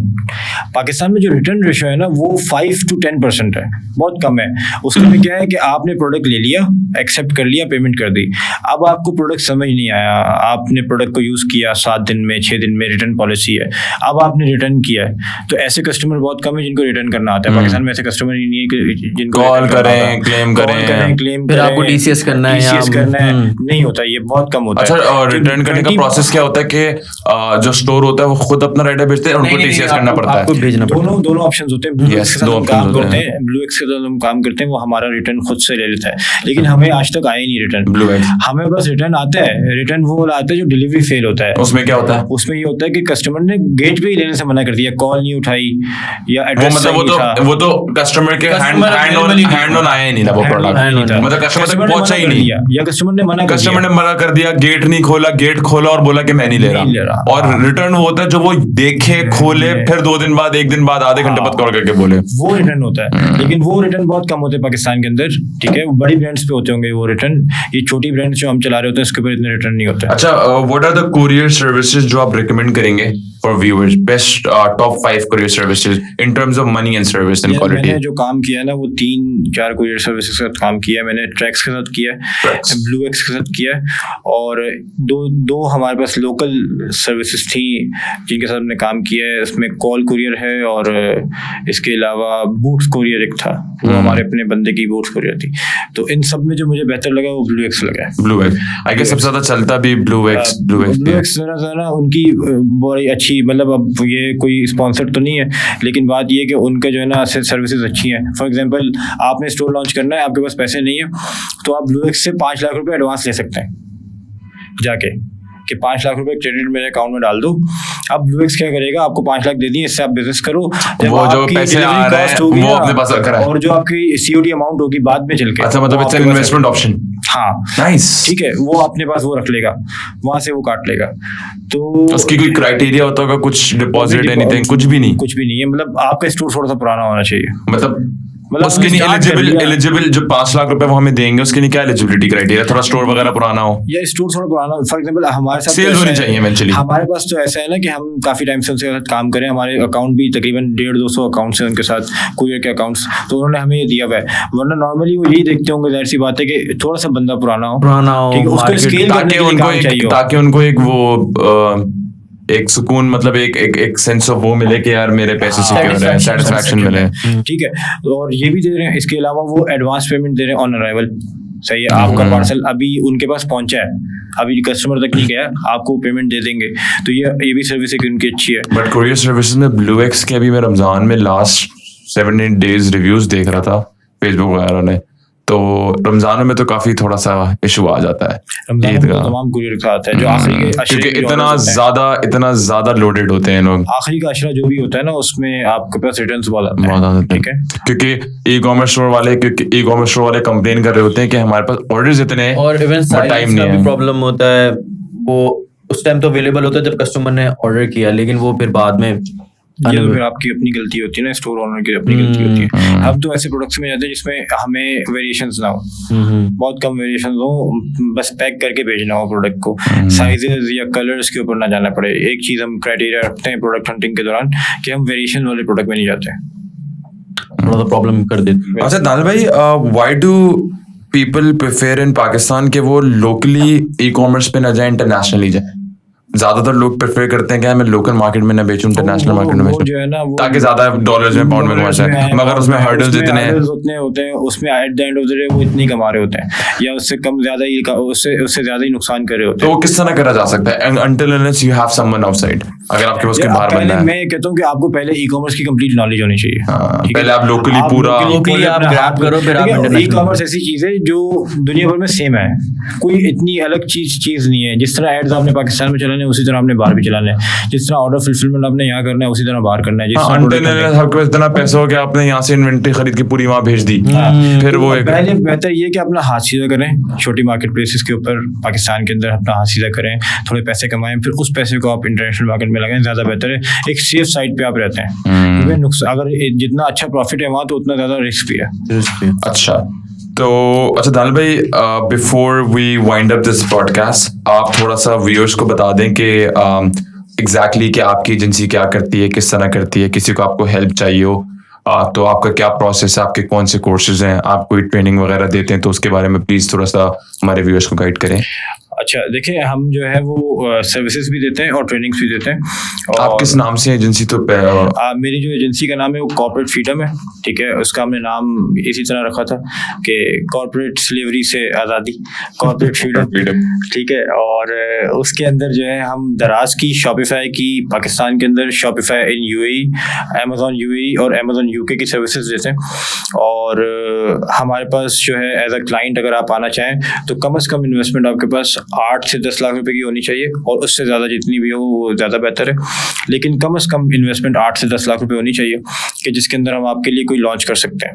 अब वो आपकी इन्वेस्टमेंट को देख के, आपके क्राइटेरिया को देख के, आपकी जो है रिसोर्सेज को देख के हम फैसला करेंगे कि आपको ईबे पे करना चाहिए, एटसी पे करना चाहिए, शॉपिफाई पे करना चाहिए, दराज पे करना चाहिए। वो हम आपसे 1-to-1 मीटिंग में डिसाइड कर सकते हैं। जो है वो आप शेयर करते हैं या मतलब लाइक श्योरिटी देते हैं? बिल्कुल, हम ये श्योरिटी देते हैं, 2 तरह की श्योरिटीज़ देते हैं। हम लॉन्च के अंदर ये श्योरिटी देते हैं कि खुदा ना खास्ता अगर आपका लॉन्च फेल होता है, ठीक है, तो हम दोबारा से आपका लॉन्च करेंगे, आपसे कुछ चीज़ चार्ज नहीं करेंगे। उसमें हमारा रिस्क ये लगा हुआ है कि अगर मैं 2 महीने में किसी क्लाइंट को लॉन्च करके दे रहा हूँ और उस 2 महीने में लॉन्च नहीं हुआ, मैं अपने 2 महीने मजीद लगा रहा हूँ, तो उस 2 महीने में मेरी कॉस्ट भी आ रही है जो मैं अपने एम्प्लॉयज़ को दे रहा हूँ, तो वो मैं बेयर करता हूँ और उस 2 महीने में अपनी लॉन्च कंप्लीट करके देता हूँ। हमारी ये गारंटी है कि अगर आप हमसे लॉन्च करवाते हैं और आपका लॉन्च फेल होता है तो हम आपको छोड़ेंगे नहीं। ये नहीं कहेंगे कि चलें ठीक है आपका नसीब ख़राब था, चलो जाओ अल्लाह हाफिज़, ऐसा नहीं होगा। अगर आपका लॉन्च खुदा ना खास्ता ख़राब होता है तो या तो आप हमसे रिफंड ले सकते हैं या आप हमसे दोबारा लॉन्च करवा सकते हैं, और मोस्ट ऑफ द टाइम लोग दोबारा लॉन्च करवाते हैं। इसके अलावा हमारी मंथली मैनेजमेंट सर्विसेज होती हैं, उसके अंदर हम फीस नहीं लेते, उसके अंदर हम परसेंटेज पे भी आ जाते हैं कि अगर कोई क्लाइंट ऐसा चाहे कि ठीक है यार परसेंटेज पे आना है, उनको कंफर्टेबल होता है कि जितना कमाएंगे उसमें से परसेंटेज देनी होगी, तो हम मतलब इन्वेस्टमेंट उनकी काम आप थोड़ा हो जाएगा, फिर काम आप थोड़ा सा करते हैं और परसेंटेजेस पे आते हैं, भी आ जाते हैं, उस पे भी हमें कोई मसला नहीं है। कॉस्टिंग वगैरह थोड़ा सा आइडिया देगा कि किसी को स्टोर खोलना हो, लेट्स सपोज 10 लाख रुपए से वो आ रहा हो, तो आपकी क्या किस तरह की लॉन्चिंग कॉस्ट होती है आपकी या थ्रू आउट कॉस्ट होती है आपकी? हम जो है ना सिर्फ जो पैसे लेते हैं अपने अकाउंट में, सिर्फ अपनी फीस लेते हैं। इसके अलावा जो भी अमाउंट जारी होती है, खर्च हो रहा होता है, वो क्लाइंट डायरेक्टली कर रहा होता है। हम तमाम बिजनेस एसेट जो है वो क्लाइंट के नाम पे रखते हैं, और बिजनेस एसेट के अंदर सप्लायर भी आता है, ठीक है, कि कल को क्लाइंट ने खुद काम करना हो या किसी और एजेंसी से करवाना हो तो सप्लायर उसके पास डायरेक्ट हो, तो सप्लायर को पेमेंट भी क्लाइंट खुद करता है। फेसबुक एड्स के ऊपर कार्ड भी उसका लगा होता है, तो डायरेक्टली उसके पास से पैसे कट रहे होते हैं। तो जो भी और कुरियर अकाउंट भी क्लाइंट का होता है, तो क्लाइंट को डायरेक्टली पेमेंट आ रही होती है कुरियर से, हम क्लाइंट से सिर्फ फीस लेते हैं। तो कितने ड्यूरेशन तक आप क्लाइंट्स को हेल्प करते हैं? एज अ स्टार्टअप कोई आता है तो आप 2 महीने 4 महीने launch period? Yes, launch period होता है, माइलस्टोन बेस होता है कि हमने उनका स्टोर बनाने से लेके सेल्स स्टार्ट करने तक करना है। ओके, जब तक सेल्स स्टार्ट नहीं होता, प्रॉफिटेबल नहीं होता, तब तक वो लॉन्च पीरियड चलेगा। सेल्स और प्रॉफिटेबल? Sales and profitable. अच्छा, सेल्स भी हो जाएगी, जब तक वो प्रॉफिट भी नहीं आता तब तक आप उसका स्टिक ऑन रहते हैं? स्टिक ऑन रहते हैं। हमने 3 लाख रुपए चार्ज किए हुए होते हैं उससे नॉर्मली। That's your fees? हाँ, फीस मेरी। और उसके साथ जो है ना हम तब तक रहते हैं जब तक नॉर्मली हम 2 महीने में उनको प्रॉफिट में ले आते हैं। लेकिन अगर खुदा ना खास्ता कभी कोई मसले मसाइल होते भी हैं तो हम उनको छोड़ते नहीं है, हम साथ साथ लेकर चलते हैं और उनका काम पूरा करते हैं, ठीक है। और उसके बाद मंथली मैनेजमेंट आती है, उसके बाद क्लाइंट के ऊपर डिपेंड करते हैं वो खुद काम करना चाहे या हमसे करवाना चाहे। खुद काम करने के लिए तमाम रिसोर्सेज हम उसको प्रोवाइड करते हैं कि सप्लायर भी दे दिया, 3PL सर्विस भी दे दी, तमाम चीज़ें उसको सेटअप करके दे देते हैं, और 3 महीने की कंसल्टेशन देते हैं कि उसको कोई मसला होता है तो वो हमसे पूछ सकता है, वो हमसे सीख सकता है। उसको एक मास्टर सेशन देते हैं जिसके अंदर उसको सिखाते हैं कि उसने अपना स्टोर किस तरह चलाना है। ये आपका अलग अलग एक प्रोग्राम है। एक तो आपका पूरा बिजनेस स्टार्टअप है, और दूसरा कोई तरह का कोर्स वगैरह है जो आपने? ये बिजनेस स्टार्टअप के साथ ही है। अच्छा। एक बंदे ने हमसे अपना लॉन्च करवा लिया, अब उसका स्टोर प्रॉफिटेबल हो गया। अब डे टू डे ऑपरेशंस के लिए मंथली मैनेज करना है। अब अगर मंथली मैनेज उसने खुद करना है तो हम उससे कोई चार्ज नहीं करेंगे, उसी लॉन्च के पैसों में हम उससे ट्रेन करेंगे। हम उसको सेशन देंगे, हम उसको सपोर्ट देंगे 3 महीने की कि वो अपना स्टोर खुद संभाल सके, ठीक है। 3 महीने तक हम उसको सपोर्ट देंगे, उसके बाद वो आगे चला जाएगा। अच्छा, किसी को अगर खुद स्टार्ट करना हो, आपकी मतलब लॉन्चिंग वगैरह में हेल्प नहीं चाहिए, सिर्फ आप खुद लॉन्च ना करें, वो खुद लॉन्च करें, आपकी सिर्फ हेल्प चाहिए हो, उसके लिए भी आपके पास कोई अलग से क्राइटेरियाज है? Courses, videos, trainings? उसके लिए मैं जो है ना दुबई से आने के बाद इंशाल्लाह 17 जुलाई के बाद मैं ये एक लॉन्च कर रहा हूँ एक प्रोग्राम। उस प्रोग्राम के अंदर यूएसपी ये है कि एक एम्प्लॉय, एक जो स्टूडेंट होगा, कैंडिडेट होगा, वो एज अ एम्प्लॉय मेरे पास आकर बैठेगा पूरे दिन के लिए। ये 30 दिन का कोर्स होगा या प्रोग्राम होगा जिसके अंदर वो बंदा हमारे पास ऑफिस में सुबह 9 बजे आएगा, शाम 5 बजे जाएगा, और एज अ एम्प्लॉय जिसको आप कह सकते हैं on site training, on job training लेगा। उसके अंदर हमारा फोकस ये होगा, क्योंकि वो हमारे सामने होगा, तो हमारा फोकस ये होगा कि हम उसको तमाम चीज़ें सिखाएं, सामने बिठा के सिखाएं, उसको करवाएं। देखें, ई कॉमर्स एक बिजनेस है, बिजनेस आपको सुन के नहीं आता, आपको करना पड़ता है। तो करने के लिए हमने अपने साथ में बिठाना है, वो अपना बैठ के अपना काम करेगा, हम उसको सिखाएंगे, और फोकस ये होगा कि 1 महीने में उसका अपना स्टोर लॉन्च हो, कुछ ना कुछ अर्न करे। और अगर हमारे सामने है और हमने देखा है उसने सारी मेहनत भी की है और सारी स्ट्रेटजीज को फॉलो भी किया है, तमाम टाइम पे आया भी है, और फिर भी उसका 1 महीने में कुछ अर्न नहीं होता उसका, तो या तो हम उसको एक्स्ट्रा टाइम देंगे अगर वो चाहे तो अपना हमारे ऑफिस में और गुजार ले, या तो फिर वो अपनी फीस वापस ले और चला जाए। That's great, nice. So viewers, अच्छा, एक आखिरी सवाल, थोड़ा सा एक इम्पोर्टेंट, कि पाकिस्तान में और इंडिया की मार्केट में क्या डिफरेंसेस हैं? यार इंडिया की मार्केट में मैंने कभी काम नहीं किया, लेकिन नॉर्मली यही पता है कि वहाँ वैसे ई कॉमर्स की एक्सेप्टेंस ज़्यादा है, और दूसरा ये कि वो बहुत बड़ी मार्केट है। ठीक है, पाकिस्तान की मार्केट उसके मुकाबले में कुछ भी नहीं है, इंडिया की मार्केट बहुत बड़ी है, और ई कॉमर्स की एक्सेप्टेंस और वहाँ लिटरेसी रेट थोड़ा सा ज़्यादा है पाकिस्तान से। ठीक है, बाकी ई कॉमर्स की अगर आप बात करें तो इंडिया में मेरा कोई इतना अच्छा, पाकिस्तान के जो करंट सिचुएशन है उसमें बस इसको करंट सिचुएशन के हिसाब से देखते हुए थोड़ा सा ओवरव्यू देते हैं कि क्या क्या चीजें बेहतर हो सकती हैं जो ई कॉमर्स इंडस्ट्री को थोड़ा सा और इवॉल्व, क्योंकि जिस तरह हालात चल रहे हैं, जिस तरह हमारे चल पास रही है, कुछ- बाइंग पावर लोगों के पास है नहीं। देखिए, बाइंग पावर का मसला नहीं है, बाइंग पावर लोगों के पास है। सारा मसला है कि आपके जो बिजनेस करने में जो मसले आते हैं, इंपोर्ट्स बंद हो जाती हैं, एलसीज बंद हो जाती हैं, उसके अंदर आपको मसले आ सकते हैं। अगर वो बेहतर हो जाए तो ई कॉमर्स और आसान हो जाए। फॉर एग्जांपल, अभी अगर 10 इंपोर्टर्स हैं कराची में, माल मंगवा रहे हैं और उन्हीं से लोग लेके बेच रहे हैं, अगर इंपोर्ट करने का रूट आसान हो जाए और सबके अंडर आ जाए तो ये ज़्यादा लोग इंपोर्ट कर सकते हैं। लेकिन अब इंपोर्ट की वजह से भी काफ़ी पाकिस्तान में मसले हैं, इस वजह से मुश्किल हुई है इंपोर्ट में। बाकी तो इतना सच कोई, और शिपिंग, ये जो सप्लाई चेन है, अगर सप्लाई चेन के मसले पाकिस्तान में सही हो जाए, अच्छी कंपनीज आ जाए, TCS, कुरियर की अच्छी कंपनीज आ जाए जो अच्छे सर्विस दें, तो बहुत अच्छा काम हो जाए।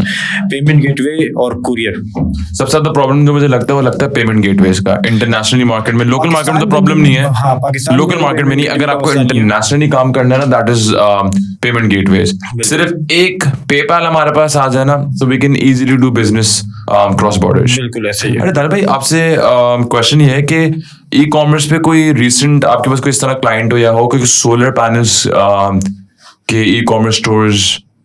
तो अब तो हर चीज़ के ई कॉमर्स स्टोर्स हैं, मतलब सोलर पैनल के भी हैं और गाय बकरों के भी हैं। तो बात यह है कि वो ई कॉमर्स स्टोर तो अब हर चीज़ का बन सकता है ना, B2B भी बन सकता है और B2C भाई भी अब बन मैं ऐसे ऐसे प्रोडक्ट्स के भी नाम ले सकता हूँ नहीं, मेरा थोड़ा सोलर पैनल, देख रहा था मेरा बड़ा थोड़ा सा आजकल मैं सर्च कर रहा आपकी। अरे हाँ, कसाई मिल रहे हैं कसाई भाई, मिल रहे हैं। नहीं करो, क्या नाम है आपकी कुर्बानी डॉट पी के। आपकी अच्छा, कुर्बानी पे। सुबह याद क्या रेट चल रहे हैं बकरे के इस दफा यार? पता नहीं, कह रहे हैं प्रोफेशनल कसाई, आपको कसाई के लिए भागना नहीं पड़ेगा, बस आप अपना जानवर लेकर That's great यार। जिन लोगों के पास नहीं होते होते बेचारे देख रहे होते कहाँ जाएं कहाँ भागें, कभी मुर्गी वाले से कटवा लेते हैं, कभी कारपेंटर से कटवा लेते हैं। नहीं, मौसमी कसाई भी होते हैं। तो खैर, आपको हमारा एनसाइक्लोमीडिया का एक्सपीरियंस कैसा लगा? बहुत अच्छा लगा माशाल्लाह, आप लोगों के साथ बात करने में मज़ा आया, इंटरेक्ट करने में मज़ा आया, और इंशाल्लाह इसका बेहतर रिजल्ट मिलेगा इंशाल्लाह। तो भाई मैडी भाई, I guess that will be all from my side finally. मेरी तरफ से भी बहुत है। अच्छा, तो viewers, this is all from our side. किसी को भी कोई किस्म की हेल्प चाहिए हो in order to start the business, Daniil भाई का डिस्क्रिप्शन आप देख सकते हैं। एंड व्हाट्सएप कम्युनिटी मेरी एक है, उसका लिंक मैं डाल दूंगा कमेंट्स बिल्कुल, में, sure. आप वो ज्वाइन कर सकते हैं। एंड बेस्ट ऑफ लक जिसको भी ई कॉमर्स स्टोर स्टार्ट करना है। हमारी तरफ से हमारी पूरी कोशिश ये होती है कि हम ऐसा कंटेंट जनरेट करें जिससे ऑडियंस को फायदा हो सके and they could do something, और हमारी प्रायोरिटी भी यही रहती है कि हम आप लोगों का फायदा करें। तो आई होप आप लोगों को ये पॉडकास्ट पसंद आया होगा, and stay tuned for more podcast. Danil भाई, thank you so much for being a part of encyclopedia. इंशाल्लाह will see you again. Thank you so Thank much. you so much. Allah Hafiz.